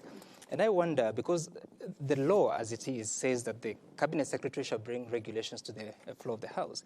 That has not happened. You are speaking about 2.75% without a cap. USCS is saying with a cap. We have had the experience of rates being proposed. Just hold on. I didn't tell you that there will be no cap. I told you 2.7% provide equity. What will happen is we are taking the regulations to the public. Yeah? Because that's what is required of us. So what is the rate? And many Kenyans, it's 2.57, it's 2.75. Many Kenyans will speak to it. You know, whatever Kenyans will speak to it, they will look at it this way, they will look at it that way. It will go to Parliament. Parliament will speak to it. Finally, the final product will come from public participation. And that is the essence of my question, Mr. President, if I may conclude it. That is the essence of the question, because Kenyans will speak. It will go to the floor of the House. They spoke on housing levy. It went to the floor of the House. It was changed, totally different from what was taken to the people. How shall we trust the process? You know, that's what democracy is all about. You know, many people actually have told me, what you're trying to do in Kenya is not possible. Because many countries that are democratic, you cannot do this. For you to do this, you have to be like country X, where the president says, and it's final. You know, that is what happened in other countries. I don't want to mention countries. Yeah, this only happens in countries that are not democratic. But I'm telling them, I will persuade the people of Kenya. That's why I'm sitting here. I am sitting here to persuade the people of Kenya, so that because I know what we are doing is not normal. And by the way, it is not that I expected that it was going to be smooth sailing. I knew it was going to be difficult. Because what I am trying to do is transformative. What I am trying to do is to change Kenya. I am challenging the status quo. I am challenging what has always been there, the norms. And that's why even you guys, you look at me and you're wondering. But, you know, that's how we're going to change a country. Changing a country is not a walk in the park. Utahusisha wananchi katika hili swala? Kabisa, si ndio nimekuambia Saa hizi tumepublish regulations. Sasa imeenda bila mabadiliko yoyote kama imeenda vile kwa wananchi. ilifanyika. Na je, hisia za mwananchi utazisikiza ama utazikumbatia? Vile wananchi walibadilisha housing levy, si nilikubali. So ikienda bunge, ikienda kwa wananchi wenyewe waseme. It is not citizens that changed it, it is parliament. It's parliament. You should go and read, I read it. the public Participation report. I read it, and majority of them were opposed to the introduction Go of and read it. it again, and Parliament took into account the views of the people who went to for public participation. And you see, Parliament is also an independent institution. You want me to dictate to Parliament, and I will not, Sam. You know that's not possible. Mheshimiwa, naomba tuendelee na mjadala sasa katika swala la vita dhidi ya ufisadi. Umekuwa na umetoka kifua mbele, baadhi ya hotuba zako katika kipindi cha wiki moja pia imesisitiza sana swala hili la vita dhidi ya ufisadi. Lakini kwa upande mwingine hizi asasi ambazo zimepewa majukumu ya kutekeleza vita hivi pia ni kana kwamba vinasukumwa huku na kule. Kwa sababu gani? Nitakupatia mfano. Kesi ya Kimwarer na Aror hivi majuzi imetaja kuwa hakuna ushahidi wa kutosha. Kulikuwa na jitihada pale za tume ya ufisadi na maadili nchini katika kuhakikisha kwamba wanatengeneza kesi. Je, ina maana kwamba asasi zako kuna baadhi zinalegea katika kutekeleza wajibu wake, kwa mfano afisi ya DPP? Kwanza niliwaambia Wakenya katika serikali yangu hakutakuwa na pesa ya kuibiwa. I think I made that statement. I said there will be no money to be stolen. And many people are wondering what that meant. Because what we are doing now, for example, and I will come back to your question, because we are talking about corruption. Yep. How do we put mechanisms in place to stop theft, corruption, pilferage? And I have told you the greatest enabler that is going to make us overcome the challenge of corruption is through digitization. It is the reason why I embarked on digitizing government services. From 350, now we are at 14,000. We were collecting 60 million on e-citizen every day. Today we are collecting 600 million every day. My plan is that by next year, we should be collecting minimum 2 billion shillings on e-citizen every day. What does that do? It stops the corrupt. It stops people stealing. It stops pilferage. And for your information, let me just give you a statistic. KWS, right? Their budget for a whole year was 4.3 billion, but given them actually a budget of 4.5 billion. In 6 months, because of e-citizen, in 6 months, they have collected 4.3 billion. Half the year, they have collected what we had, what they had been given as an estimate for the whole year, which means by the end of this year, they will double their collection. I'm just giving you one incident. So what will that do? That is how my plan on how to manage corruption, number one.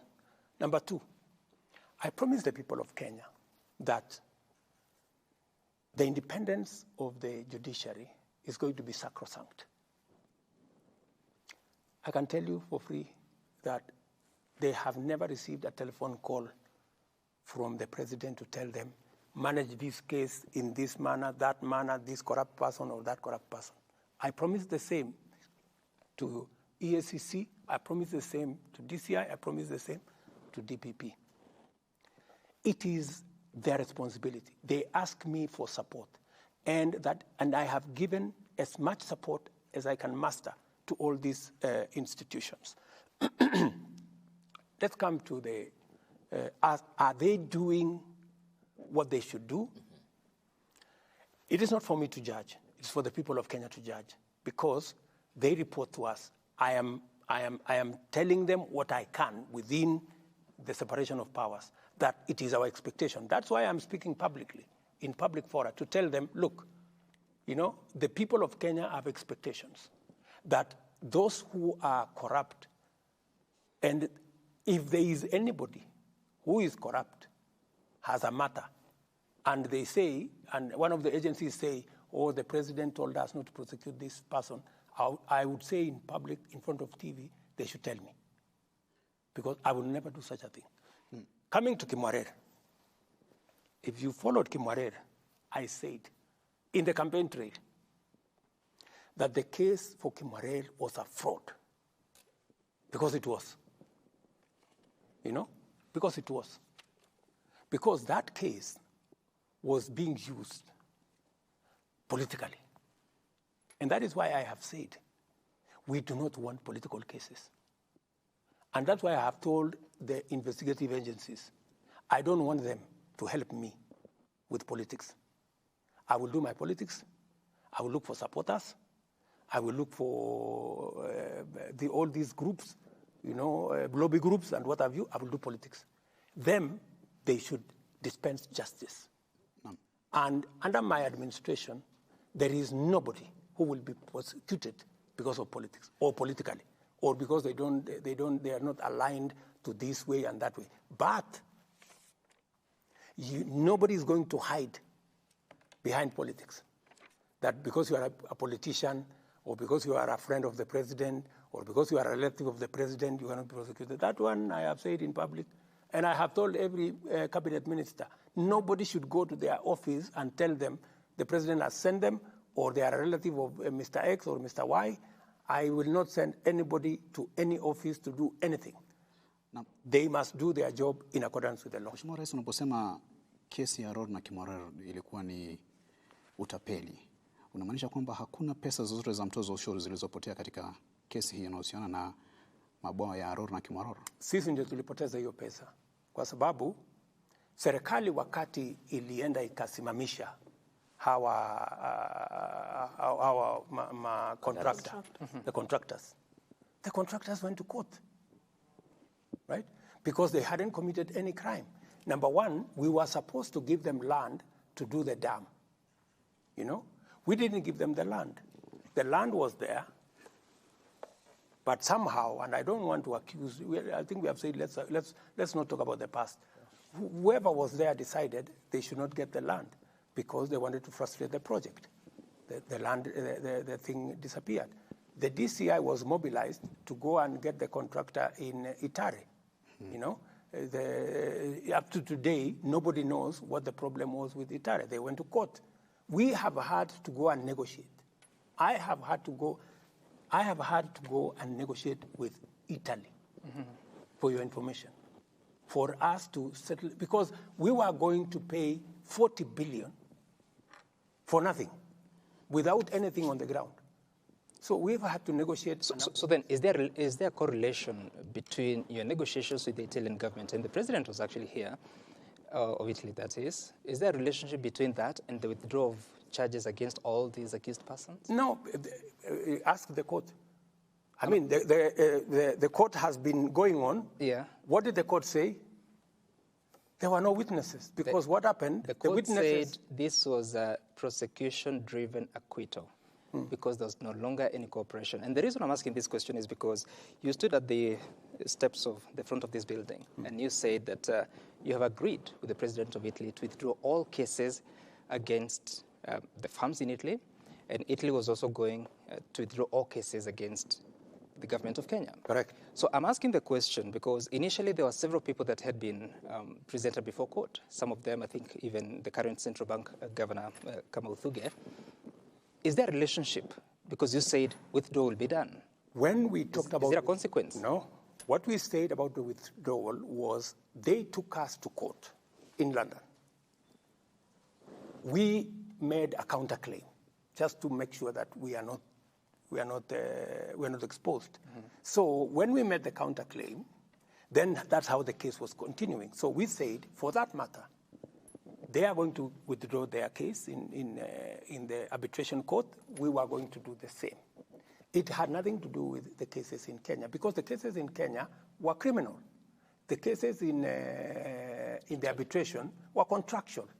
So these were very different cases. So the case has been going on in the Kenyan courts, mention after mention. I mean, and by the way, those cases were going on even before I came to office. They had been there for 3 years, and it hadn't moved 1 inch. Why? Do you think there was any feasibility study done on the two dams? Do you know of any? That is now for you to determine. No, I'm asking because, you, I mean, you have all the information because you know that there was supposed to be a feasibility No, study. You must be having the information. I don't have the information. You're the president of Kenya. You should be What's having their the information. feasibility study? What I for the can two tell dams? you is that that contract of Kimwarer and Aror was signed with other contracts, similar contracts, in the front of State House here, in the presence of the president then. I wasn't even there. And that's what I'm asking. Those contracts were signed. That's what I'm asking you. Are you aware of any feasibility study for the two? I am aware that the contracts were as legitimate as they were signed. Okay. They were signed before two heads of government Okay. at that point in time. So- and if there was any problem with them, it should have come out in court. The reason I'm asking that is because you then, I don't know, should I conclude that you don't have any information of any feasibility study? Because if there was none, then that is contrary to procurement laws. If you know that there was none, I'm asking, I don't know. no, if you don't know, why are you asking? I'm asking you. No, I mean, Mheshimiwa if you don't know, why are you making an assertion on something that you don't know? I've asked you a question. What I can tell you is that, to the best of my knowledge, by the time contracts are progressed to a place where it is signed before a head of state, that those contracts should have met every condition. And your predecessor found there was no feasibility study. If he found out that there was no feasibility study, then he should have prosecuted the matter in the way it should have been. Which happened. People were taken to court. And then where did we end up with the contract? We end up with the government of Kenya. Mheshimiwa Rais, Just on that issue, kind of. And if it went to court for 3 years, why didn't it progress? So we are looking at it even. And the president then was in office. Why didn't it progress for 3 years? If it was as simple as there is no feasibility study, I mean, it should have been an open and shut case. We have seen what the judge has actually said. And you look at a situation whereby the prosecution is literally paralyzed in court. And this is not just even Aror and Kimwarer. I mean, in the last 15 months, we've seen one case after the other collapse in court. And this is keeping Kenyans thinking.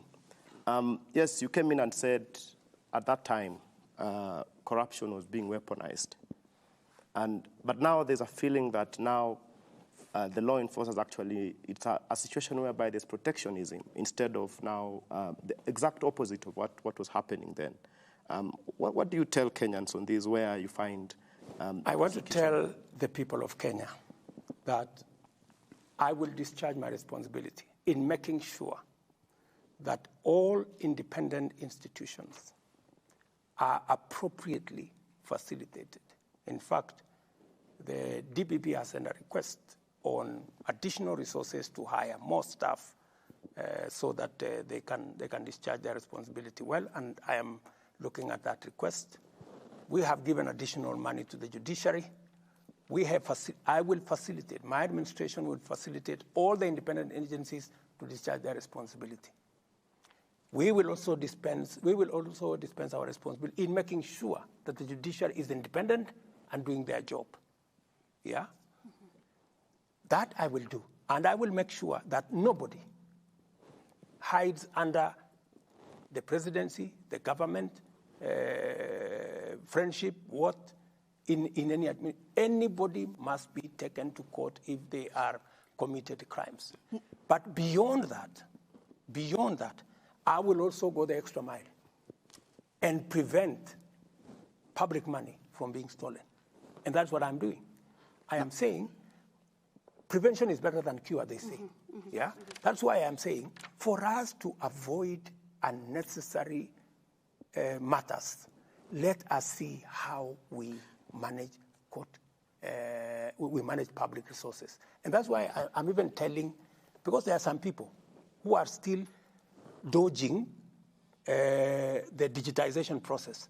They are still dodging the 222 government payment platform because they are used to paying things. In fact, I know, for example, some institutions, when we say they must pay through the digital platform, they are now asking for checks. Some of them are asking for back transfers because they don't want accountability. And I'm giving them a warning. We said by 31st of this month, every government service must be paid on e-citizen. And even land, which is the biggest challenge, we have now said the Ministry of Lands is going to be cashless, all the way to Mashinani. Anybody, and I'm telling Kenyans here, anybody who asks you for cash for payment of a public service, look at them in the eye and tell them they are fraudsters. Na Mheshimiwa Rais, katika vita dhidi ya ufisadi na uhuru wa taasisi mbalimbali na mihimili tofauti ya serikali, umejitangaza wazi wazi kwamba hutalegeza kamba katika vita dhidi ya ufisadi. Hutalegeza kamba. Naam, na umekuwa na kauli ambazo umekuwa ukizitumia, na nikikunukuu wakati mmoja kwa kule magharibi ukizungumzia kuhusu wafisadi ambao unaamini wamelemaza sekta ya viwanda vya sukari. Ulisema ima uhame Kenya ama nikuweke jela ama usafiri uende mbinguni. Hili halijaonekana kuendana vyema na wachechemuzi wa haki za binadamu. Mbona usiruhusu mahakama ifanye kazi yake? Nimezuia, si nimesema tutakupeleka mahakamani. Inachukuliwa kama kitisho. Lakini wacha nikueleze ya kwamba jambo la ufisadi ni figurative language to drive home the point that this is no longer a joke. And for your information, because of what I did, we have managed to sort out the biggest cartel in Mumias. Vitisho vinafanya kazi? No, sio vitisho, ni kuambia tu watu ukweli. Kwamba mahali mambo imefika, hatuwezi kuendelea vile tunaendelea. Lazima tubadilishe mwenendo wetu. And I am telling you, let me repeat here, that for those people who are corrupt, please look for another country. Because it is not going to be business as usual. Even as we look places where we find, even as we do what we have to do to make sure that all Kenyans are we avoid pilferage, we avoid corruption. Even as we do that, for those of the incorrigible characters, the people who benefit from corruption, the people who try even to influence the criminal justice system, you know, the people who beneficiaries, like what I talked to you about.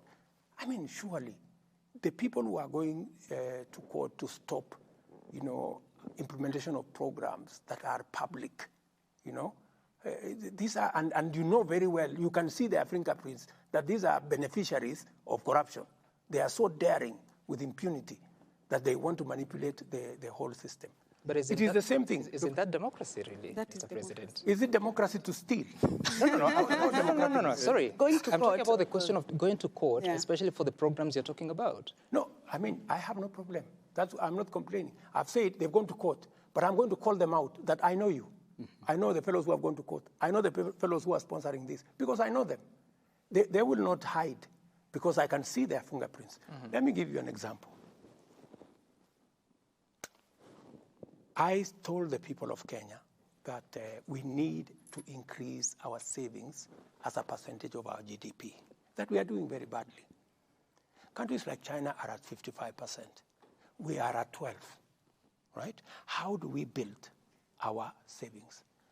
You know, there are characters who went to court to say, let us continue paying 200 shillings, you know?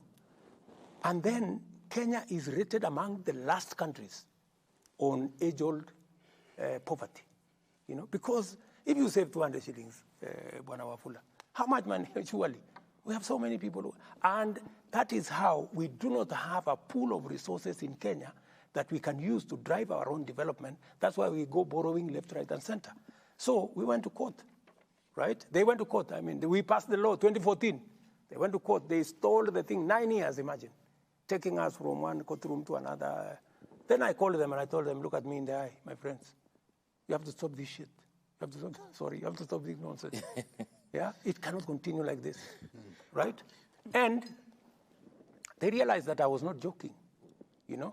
So we agreed on an out-of-court settlement because they knew very well that they were beneficiaries of this whole conundrum. What has happened? Just let me tell you. We have wasted 9 years. What has happened today is that we were collecting about 1.3 billion at NSSF. Today, we are collecting 6.5 billion every month at NSSF. We are going to double Sam, we are going to double the amount of money in our savings in the next 4 years, just as I told the country. You know, that is transformative. But it has taken some, you know, tough engagement with corrupt people, right. You know, telling them it cannot continue like this. And I know when I believe this is the right thing, I go out of my way. Mm-hmm. Because, you know, I have been elected by ordinary people. They cannot do what I can do. They have given me the opportunity to do it for them. Right. So that we can begin even, the moment we have savings, we can even begin to reduce interest rates because we are talking about our own money. Right. We're not looking for money from other countries. Mr. President. This is how we're going to transform Kenya. Mr. President, it's been 2 hours. My water is drained. Please sip yours as we transition to the next conversation, which is on governance issues, and Grace is going to take us through that. Right, Mr. President, and this is basically point blank. Are you concerned about the performance of some of the people working under you, in particular cabinet secretaries? We saw you say that some CSs and PSs are clueless about their dockets some time back this year. And there was this report released by TIFA just about 2 days ago, which placed some 5 CSs at the bottom. And unfortunately, these 5 are part or are at the heart of Kenya's economy. Energy CS was at the bottom. Gender CS, Treasury CS, Water CS, Land CS. Are you concerned about their performance, and what are you intending to do about it, Mr. President? Number one, I don't believe in TIFA. Why don't you? Because TIFA is a fraud. TIFA and all these opinion poll people, they are paid. By who? Whoever pays them. Because but you just said they told us many stories. If it was TIFA, I would not be president. They said I would never win. They made all manner of allegations. So please, let's not talk about opinion polls. Let's not talk about TIFA. And I have no quarrel with them. Wanaweza kuendelea na kusema ile wanasema, which is okay. Let's go to the performance, minus TIFA. Yeah? But we can see the results. We can see the results because... Let's go to... okay. Yeah, I'm saying we can see the results. You have dismissed TIFA, but say energy, which is at the bottom. This is definitely here because of the frequent power outages that have been experienced in the country. So it has to be true. It is not true. Let me tell you that, yes, we've had about 4 different blackouts. And there is a reason for it, you know. And I want to tell the people of Kenya that, yes, there is a problem. The problem is not about generation, because we have enough power in the grid. The problem is about investment. We haven't invested in our transmission lines and distribution lines in the last 8 years. Why haven't we invested? We didn't have a plan, number one, a clear plan. And where we had a plan, many things went wrong. For example, the 3 or 4 lines that are giving us real trouble, yeah, are lines that have been in court for like 7 years. You know, we had a Spanish engagement with another group called Africa 50 that would help us connect the power from Takwel, the power from Ethiopia, and the power from Uganda into the grid. But those were never implemented. When I came into office, the first thing I did was, for example, there were transformers at the port for 5 years, and it only required 500 million. I paid it one day. That is why today we have connected power to Ortum. We are connecting power to Kitale from Takwel. We have so much power in Takwel, we cannot deliver it because there is no transmission line. What have we done? To be fair to, and I am not defending Davis, I just don't want him to be crucified for a problem that comes from afar. So what have we done? we have finally negotiated. I went to Korea. I negotiated a facility of 9 billion shillings. We are going to do 200 kilometers of transmission line, the ones that are part of what is causing the problem. We have finalized the procurement. Those will be constructed. We've also decided that because we do not have sufficient resources, we are going to work with the private sector. So we have another 8 lines, a total of 607 kilometers of transmission line that we have concessioned to a private sector for them to build the lines. And because we already have the law on wheeling charge, they will construct the lines, we will pay them as they transport our power. So we have a plan. And number three, we want to invest about maybe $100 or $120 million to island the supply of power, so that we will create about 5 zones. We already have 4 in place in terms of design, so that if there is a problem with power in one corner, it doesn't shut out the whole country, so that we isolate different places. It was supposed to be a factor of investment. And why is this the case, Sam? Just to, what we have done in the last 10 years, we have increased the number of people we are supplying electricity to from 2.3 million households to 9.4 million households. There should have been a commensurate investment to make sure that the transmission lines are strong enough to deliver power. So that was the gap. But Mr. President, the bigger question is about, because you spoke to the nation. I think you are swearing in, was it CSs or who are you swearing in? And you said that you have a challenge with some of your cabinet secretaries and principal secretaries. There's certain things they do not know. In fact, you know more than they do. I say, how much of that is still a problem? How much, when I said that, I was telling my CSs that read. If you remember the context, I told them, look, read briefs, understand your subject, understand your ministry, be on top of it. Because the moment I know more than you do about your ministry, then there is a problem, right? That was the context on. Has it changed? And what we have done concurrently, is we've had retreats of a cabinet. Yeah. We had one in Laikipia. We had another one recently. We are having one in February, just to make sure that we hem in everybody so that we are all aligned in the same direction. I want to tell you that many ministers, many PSS are now on the rhythm. They now understand where we want to go. And going back to what my sister said. Grace. Grace. What Grace said. There is all that around, because the economy is difficult. So you will find people saying this must be the man who is causing problems. We have a problem with energy. Then it is easy to blame the minister. But let me say a broader thing, in this context, that to be able to move forward as a country, there are 3 important things that we must do. Number 1, we must control debt. Number 2, we must control expenditure.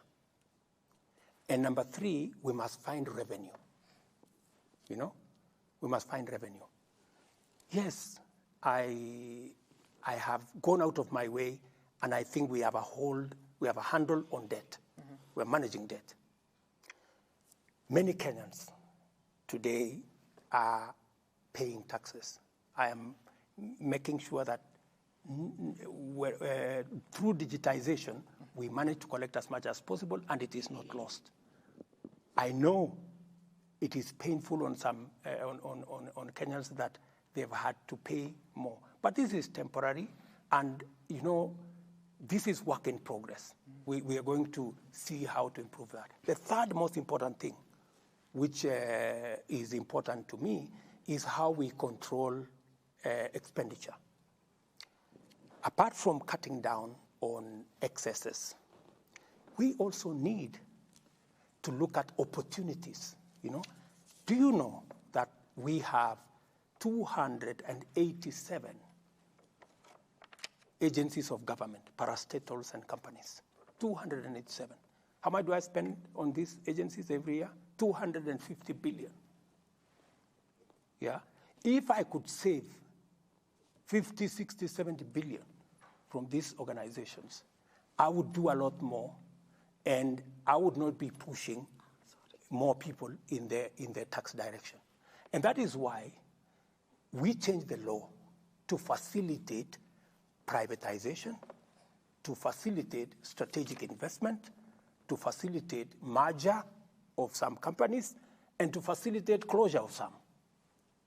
Let me give you an example, because many people have been asking, so why does the government want to sell, this company and this company and this company and this company? Taxpayers' money is being used to support many of these companies. Let me give you an example. I know many people are very sentimental about KICC. We said we want to privatize KICC. Let me explain to the people of Kenya. KICC is an iconic building. Mm-hmm. It is the center of the city. All of us, including myself. When I came first to Nairobi, I came to that photograph place where we are holding KICC at the top. And that will continue. People will continue taking photographs at KICC. But that's not why KICC was not built. That was not why KICC was built. It was not built for photographs. It was built as a national asset. Mm-hmm. Let me tell the people of Kenya, KICC today is valued at 30 billion, right? How much money do we get from KICC? Last year we got 29 million. The other year we got, I think, 40 million. How much? 40 million. What a waste, Because it is being managed inefficiently. I had to put 1.8 billion shillings to make it usable for Africa Climate Summit. Just imagine. So what I'm saying is, instead of having KICC as an office block, the whole of that KICC there has offices of this person and that person, they are paying nothing. Right. Yeah? Why don't we transform KICC for it to become the international conference center that it was built to be? Right. Right? So when you... Just wait, the International Conference Center. And you know how much money we should be making from KICC if it is worth 30 billion? Even nominally, we should be getting 3 billion shillings a year. How much are we getting? We are not getting 3 billion. We are getting 29 million. But Mr. President... This is an asset of Kenya. Mr. President... this is a property of the that question about Kenya. privatization of KICC, for instance, of course, there's work that has to be done, public participation, people give their views, and Correct. eventually the decision is made. So is the intention to sell it all, or is it a portion of it? The intention is to commercialize. The intention is to have a mechanism, a strategic investor, so that we need to make it a true conference facility. And if we make it a truly conference facility, it will give us more than 3 billion shillings a year. Today, we are getting 29 million. If you ask any ordinary Kenyan, would we rather continue getting 29 million, would we do a strategic investment that would give us 3 or 4 or 5? Kwa hivyo kumaanisha, Mheshimiwa Rais, changamoto inayoikumba KICC imepita ufahamu wa kwa serikali kuweza kuihakikisha kwamba inapata kile inachofaa kupata mpaka mnakwenda katika mkondo wa kuiprivatize. Good question, my dear sister. KICC was not built yesterday. It's been there all these years. It has not happened in all the governments that came before me, right? And this is why I am proposing what I am proposing, so that we have a different, exactly answering your question. Wale hawakufanya, mimi nataka kufanya. I want to change KICC so that it makes money. Give me a chance to change KICC so that it makes money. Let me conclude by saying, because our international conference center at KICC is not working, It has no capacity to host.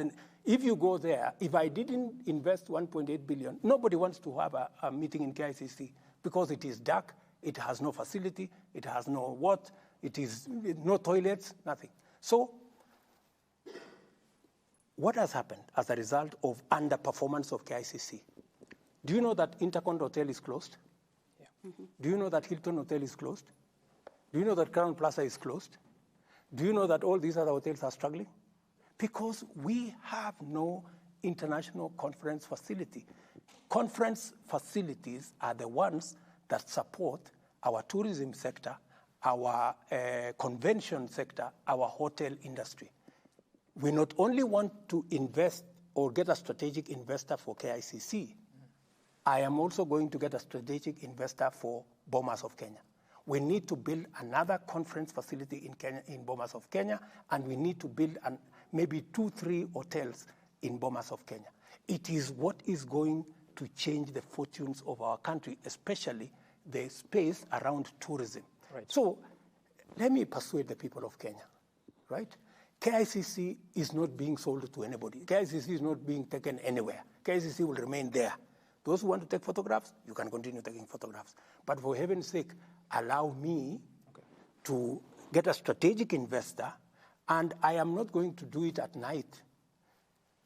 In fact, many people have been saying maybe we change the law to make it easy for government property to be disposed. That's not true. The reason why the former law was changed is because since 2005, or is it 2009 when it was implemented, we have not privatized a single thing because it was convoluted and it never went anywhere. Let me give you, Mr. President. benefits. Allow me, because you know this is a very important thing to me. Yes, so this is so when we said we want to commercialize KICC, there are companies, Grace. There are companies like Postbank. Every morning when we open Postbank, we lose 3 million.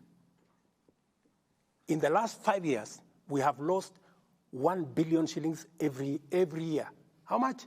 1 billion shillings every year. Because nobody wants to make a decision about Postbank. I want to make a decision about Postbank. I want to get the employees who are working in Postbank. I want to second them to other institutions. We close down Postbank. We stop losing 1 billion shillings. Every year, and we do something with a fund that is there instead of taking money from the fund and spending it. And you know, we are just being not prudent at all. Let me give you another example. Because, you know, this is what I want to do. This is what we are talking about. When we talk about privatization, we are not talking about just sale. We are talking about 4-5 aspects. There are places that will be leased. There are others that you will get strategic investors. There are others that you will get that you will take to the stock exchange. Let me give you another example. Kenya Pipeline Company. Kenya Pipeline Company is a company that is worth 300 billion Kenya shillings. How much? 300 billion. 300 billion. How much money are the people of Kenya getting from Kenya Pipeline? I think it is only once or twice that we have gotten 1 billion a year. Otherwise, we get 200 million, we get 300 million. This company, Kenya Pipeline, should be giving the people of Kenya 30 billion shillings every year. So is it mismanagement or? No, it is just strategic thinking that is not there. And that is what I want to do. Okay. It is just strategic thinking. What so of KCC? I'll come back there. What we need to do is, you know, there are people who still that mentality, mali ya serikali si mali ya mtu. No. Mali ya serikali is our collective property, and it has to be managed well. And I have a responsibility to the people of Kenya that it is managed well, and I intend to manage it well. What have I done? I have changed policy. I brought the policy, because it is in my manifesto. I brought policy to cabinet. We said we need to change what we call government-owned enterprise policy. Ownership policy. As an owner, every shareholder demands money for their shares. We are the shareholders. we demand money from the companies that are owned by government. So what do we need to do, for example, in Kenya Pipeline? Right. Kenya Pipeline, there is nothing strategic about Kenya Pipeline. This is just a transporter of fuel. That's all, it's a matatu for fuel. So what we need to do, first I have told them this year, they must give us a dividend of 5 billion this year. And they're going to give it. Because I have told them, you have to stop all these shenanigans. This is public asset. We cannot be taxing Kenyans when there is an asset here that should be giving us So money. how do you arrive at that target Of? 5 billion? It is the initial money, but it should actually be 30 billion every year, because any economist will tell you if your asset is this much, 10%, even if you were to, because if we were to sell Kenya Pipeline at 300 billion, we would get 300 billion, put it in a fixed deposit, we earn 30 billion every year. And yet we have the money sitting inside there. Okay. So let me conclude. Let me conclude by saying, please. Let me conclude by saying this. And I'm sorry, you know, I have to explain to the people of Kenya some of the things that are being, you know, misconstrued to mean that we are not being prudent. I brought policy and I said, we are going to make sure that every government asset gives money to the shareholder, the government of Kenya, so that we look for additional revenue, because we cannot borrow. We have pushed Kenya enough on taxes. The only other way to raise money is to sweat our assets. Yeah? Is to sweat our assets. We must get our assets to pay us dividends. That's why, for example, Kenya Power, we have removed 4 directors that I appointed into the board to allow the private sector to appoint directors, because we want it to be run with the private sector support, because we value what the private sector has to say. Let me conclude by saying the following. Why is this in the right direction? Let me answer what this good man has said. KCC, for example, we want to have a conversation with farmers. We want farmers to own KCC. We want to give them, we want to see with them, already dairy board were in India. The Indian equivalent of KCC is paying farmers higher than our KCC for the same product, and is charging the consumer lower than we are charging, because they have built in much more professionalism, much more. So we want to do that. And for Mwea, I know there is a problem, Mwea rice mill. Yeah. We started Mwea rice mill way back in the 70s when there was no rice mill. Today, we have 100 rice mills in Mwea. Mr. President, we don't have to we own may it. not We exhaust. want to give it. Yes. In fact, the reason why we are discussing Mwea rice mill is because we want to give it to farmers. Okay. And there is no other way of giving it unless you take it through a process. Mr. President, we cannot exhaust the list of Maswala ni 11 farms that are to be privatized, but I want us to spend some time and talk about the diplomatic status of the country, of Kenya, in the regional neighbors. and global space. Do you want to take us through that? Yeah, pengine Mheshimiwa Rais unaweza kutueleza uhusiano wa Kenya na nchi zetu jirani, tukizungumzia pengine kama Uganda upo vipi? Tunakumbuka kwamba kulikuwa na lile swala la uhusiano wako baina ya Rais Yoweri Museveni kuhusiana na oil deal. Sijui kama uhusiano wenu upo vipi kwa sasa? Is that the only around that space? No, I can ask the about question is about- Tanzania. Yeah, right okay. now, Yeah, I think you need to ask all of Exactly. this. Of late, we've not seen there's Mama Samia kiasi pia amekuwa akirusharusha maneno kuhusiana na namna taifa letu linavyoendeshwa na kadhalika, jambo ambalo tunatuuliza. Juzi umesema unakuja na visa free Kenya, watu watakuwa naingia. Je, katika muungano wetu pia wa Afrika Mashariki, protocols zinasemaje kuhusiana na kauli ambayo ilitoa pamoja na uhusiano wa jumuiya? There are also concerns on Jamhuri Day, the notable absence of Yoweri Museveni, Samia Suluhu Hassan, Paul Kagame, Evariste Ndayishimiye as part of that. Okay, let me start with yours. Do they normally attend Jamhuri Day? No. So, I mean, how do you ask about absence of somebody who normally is not? Were they invited? We didn't invite them. And they came, you know, some of the people came just because we are East Africans. Do I attend the national days of the other countries? I don't. So does that mean that there's a problem? No. So let's leave that one there. Number two, the relationship between Museveni and myself are perfect. The relationship between Kenya and Tanzania is perfect. The relationship between Kenya and Tanzania is perfect. On the visa issue, today, forget about my announcement, you don't need a visa to go to Tanzania. Neither do you need a visa to go to any country in East Africa. So the fact that we are actually formalizing what is already in place.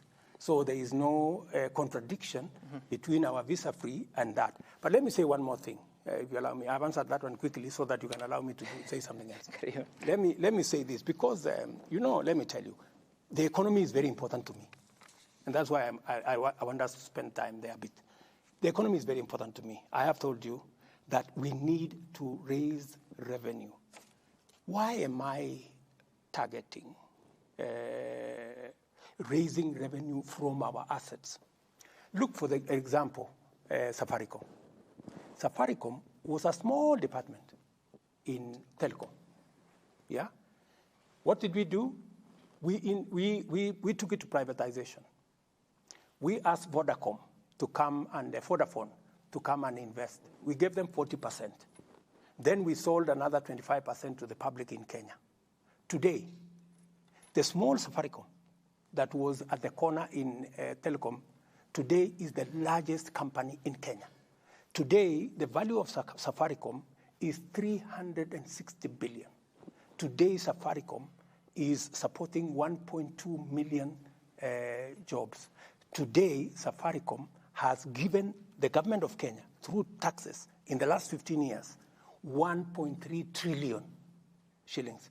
Today, Safaricom gives government of Kenya 20 billion average every year as dividends.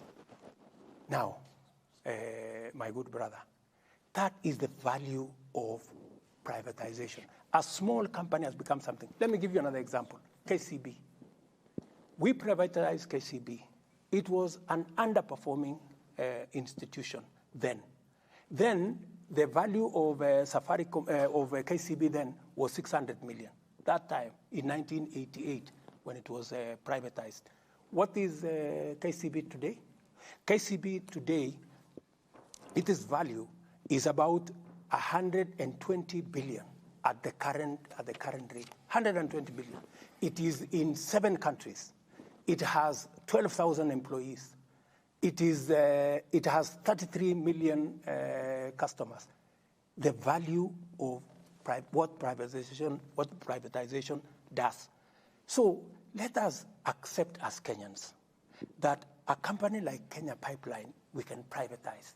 It will give us money. Mm-hmm. It will give us revenue. Right. We should be able to look at what do we do with the port, what have other countries done, so that we reduce the pressure on taxes because we can raise more revenue by sweating assets that we have. Mr. President, taking you back to the question of the region. Yes. And specifically, President Museveni said that it cannot be that you're going to continue buying oil from brokers. And in fact, there's a change of policy in the Republic of Uganda to an extent that now their eunuch is the one that is going to import fuel. And there are other conversations, I'm sure you've seen them, that they want to go through the central corridor. Of course, it's the initial stage of those conversations. Is Kenya becoming less attractive, less competitive in the region? And what are we doing to ensure that we continue to enjoy the place we have in a competitive manner? Because the Central Bank of Kenya Governor Kamuthuge has spoken to this question, saying that actually those other countries have better FDIs as you speak. And just because you want to answer those questions in a block, Mr. President, you were in China for many reasons, and Kenyans hope that you will come back with a deal on SGR so that we move away from a situation where our railway ended in the middle of nowhere.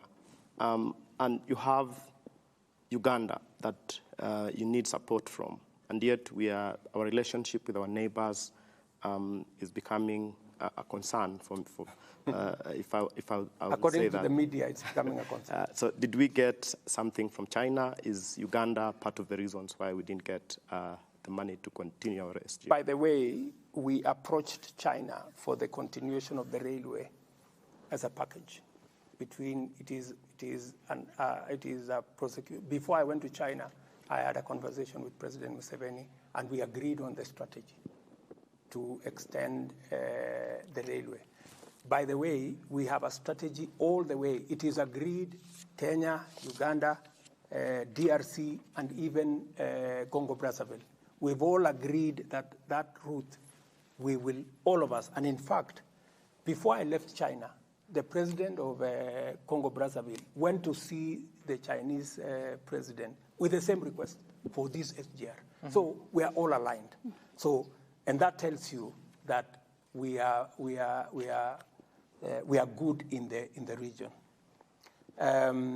Your other question was the oil brokers. The oil issue. Yeah. We have agreed with Uganda on what to do.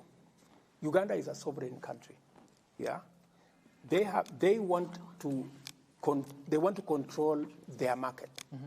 Their market at the moment is being controlled by oil companies in Uganda. Mm-hmm. They have made a different decision. For us, NOC, which is our national oil company, does not control fuel here because we are a free market. Yeah, fuel is brought by the private sector. Yeah, it is all these marketers that deal with the fuel. In Uganda, that has been the case. But Uganda is a sovereign country. If they decide that government wants to control using UNOC, that is a decision Uganda has made. As Kenya, we want to work, because we are a free market, we want to work with the oil marketing companies. All we do collectively is to source the product collectively, and then it is, so Uganda wants the product to go to UNOC in Uganda, and then UNOC distributes, which is fine by us. Where does it pass? Through what port? Through Mombasa. I think it's the only reasonable, if you look at all numbers, that is the only feasible route. Mm-hmm. What we have agreed with them is that we will agree on a structure where, using our pipeline, we will need to ration who uses the pipeline, because it is an asset. Don't you think we're losing? Because I think, correct me if I'm wrong, but part of the exports for this country is oil to Uganda, isn't it? So aren't we losing that? Why are we losing? The oil will still go through here. They will still pay the charges they have been paying to go to Uganda. It is not that we have been making money from Uganda. They have been buying their own. They have been buying fuel from the same source as we do. The only thing is that we've been sourcing it together. So in the East African community, is there any conversation that countries like Uganda may choose to use the port in Tanzania? Any country can choose whatever what is financially usable for them. And therefore, what are you doing to ensure that we are competitive so that we don't lose? We are very competitive, I can tell you. In fact, the Kenyan route is the only competitive route to go to Eastern DRC and to go to Uganda. In fact, we are having a conversation with Rwanda because they equally find this route, especially if we can connect from Kisumu across the Lake Victoria. That will even be a shorter route to Rwanda. So, Mr. President, if we have agreed as a region on the railway infrastructure, and really is really important even for the economy, which you are passionate about, then what is the issue? Because first it was bankability of the project, and that was to be solved by the feasibility study. Then second, it was to be the region needed to come on board as a block so that the project can become viable into the long term. So if as a region we are aligned, what is the problem? The challenge that we have now with the railway is twofold. Number one is that our headroom on debt, we cannot borrow anymore. So we have asked China to invest, not to lend us money. Yeah? We are having that conversation. And some of their companies are considering investing their money, instead of us borrowing the money. We are also having a conversation as to what is the timing. You know, when do we want this delivered? So those are the conversations that are going on. As you know, our exposure is on the limit. So we cannot, and I will not, borrow any more money. And I have made that commitment to the people of Kenya. What we can do is we are looking at alternative options. Can we have a public-private partnership that will see China and Chinese companies invest in the pipeline? That is the conversation that we are having. Mheshimiwa, mwisho, kuna swala la DRC hapa. Tuna tatizo lolote taifa la Kenya na DRC? Hatuna matatizo kabisa na nchi jirani ya East Africa ya DRC. DRC wako na uchaguzi. Sisi kama wa Kenya tulienda kuwasaidia katika changamoto walizo nazo kwa mambo ya usalama. Jeshi letu lilienda pale, tukasimamisha vita ambayo ilikuwa inaenda pale, tukiwa pamoja na ndugu zetu wa kutoka Uganda, kutoka Burundi na kutoka South Sudan. Tumefanya kazi hiyo kwa muda wa mwaka mmoja. Baada ya mwaka mmoja, wao wenyewe wamesema ya kwamba wanaona sasa msaada wetu imefika mwisho. Tukakubaliana, tukafanya summit hapa Arusha, tukakubaliana sasa sisi tutatafuta namna gradually to exit from the scene so that other countries can come and support them. Jana ama juzi kulikuwa na mkutano hapa Nairobi ya wananchi wa DRC, wakatoa statement. Watu wa DRC wakalalamika kwamba hiyo statement Kenya haingekubali hiyo statement itolewe pale. Msimamo wetu kama Kenya ni kwamba sisi ni nchi demokrasia. Na nyinyi mnajua, nyinyi ni watu wa vyombo vya habari. Hakuna mtu anauliza serikali kwenda kutoa taarifa yoyote. So they issued a statement from here. DRC wanted to know whether those people, we can arrest them. Then we told them, you know, Kenya is a democracy. We cannot arrest anybody who has issued a statement. We don't arrest people who have made us, we arrest criminals. If anybody has committed any criminality, we will go out of our way to deal with them. But issuing statements, how many people issue statements in Kenya against me? Every day, people are issuing statements left, right, and center. That is what the democracy is all about. And in any case, Kenya here has the biggest bureau. You guys know the biggest bureau of journalists from BBC. I don't know, CNN. I don't know where. Everybody is here. So, and that is what people are looking for. So, Kenya is a media hub. By recalling the ambassador from Nairobi, what does that mean? Do you have a problem now? If they decide that they want to recall our ambassador because a statement was issued in Nairobi, that is their right. But, you know, I cannot arrest anybody merely because they issued a statement. That is undemocratic. That is not how Kenya is. That is not the Kenya you all know. So, you know, we are all different. Countries are democracies in different ways. Okay. Mheshimiwa, mwisho kabisa kabla tujamaliza, siwezi kukuacha bila kuuliza swala la elimu. Tumepata malalamiko mengi sana. Nimepata jumbe nyingi tangu jana kuelezea kwamba tutakuwa na rais. Watu wengi ambao walikuwa wanafanya internship kuhusiana na JSS wanalalamika kwamba wanahitaji kupewa nafasi. Yani wapewe nafasi za kazi, manake muda wao unaishia mwezi huu, nafikiri tarehe 31. Umeweka mikakati gani ama mipango gani kuwaeka wakati ambapo pia junior secondary school inafaa kufungua mwezi wa Januari, waendelee na vile vile kuwe hakuna tatizo lolote kwa wazazi, wanafunzi na hata pia mikakati ya serikali kuhusiana na swala la elimu? Naomba tujibu hili wewe kama rais. Mimi nitajibu. Manake isiwe mambo ya kupeleka kwa wizara itafanya hivi na hivi. Mimi nitakujibu. Ndio. Mambo ya wanafunzi ama walimu wa JSS, Januari watakuwa kazini. Kwa sababu tulitoa sera kama serikali ya kwamba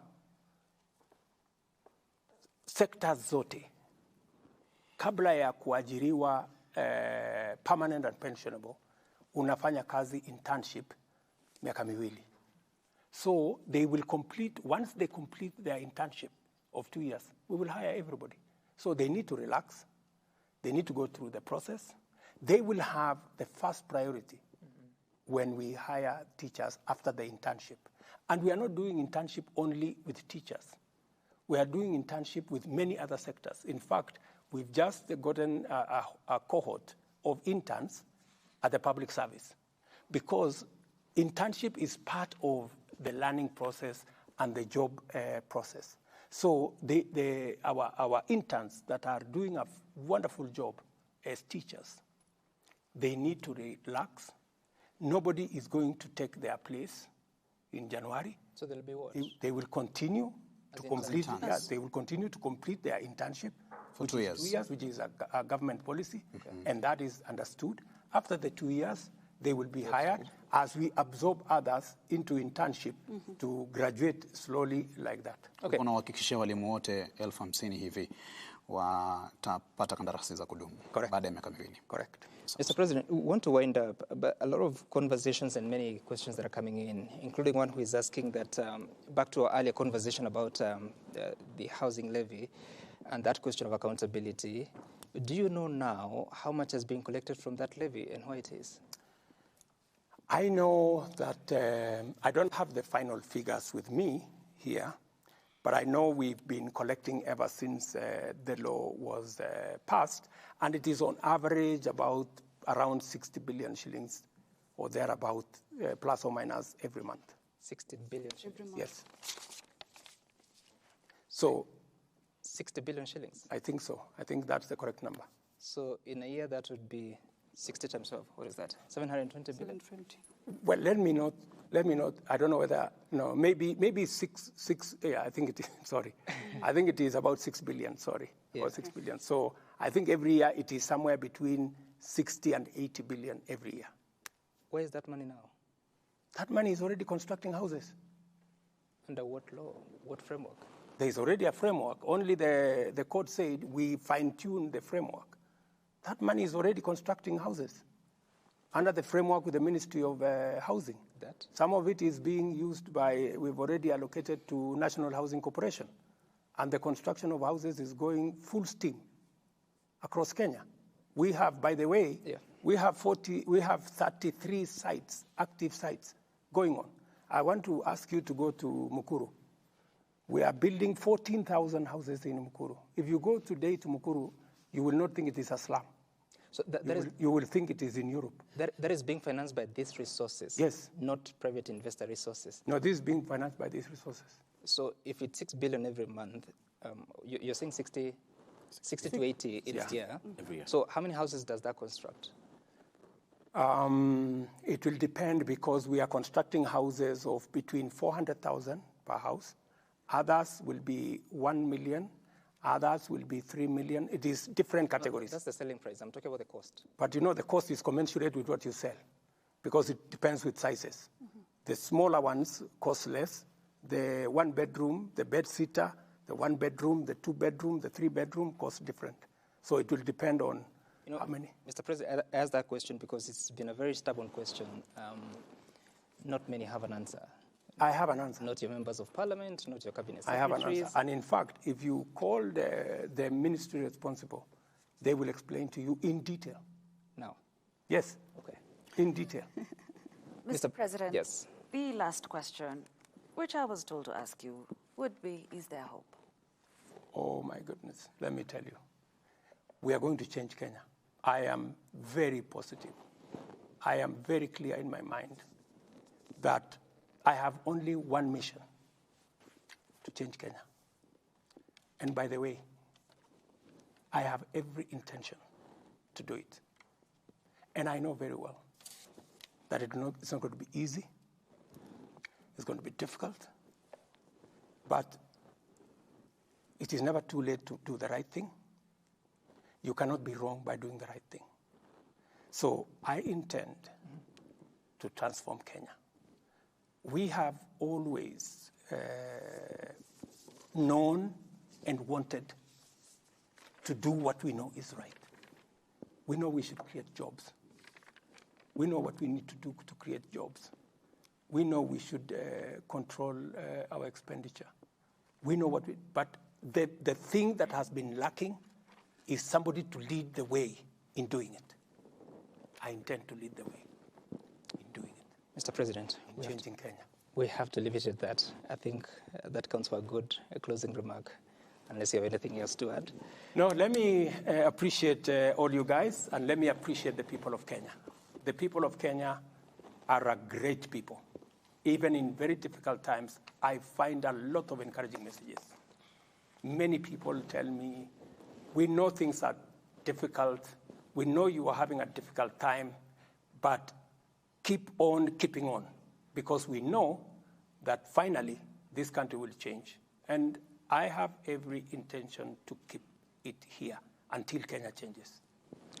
Mr. President, thank you so much for your time. Thank you very much. This has been a conversation with the President of the Republic, President William Samoei Ruto, with representation from different media houses, that is KTN News, TV47, Nation Media Group, K24, KBC, and Citizen TV. Good night, good luck. My name is Sam Gituku. Bye for now.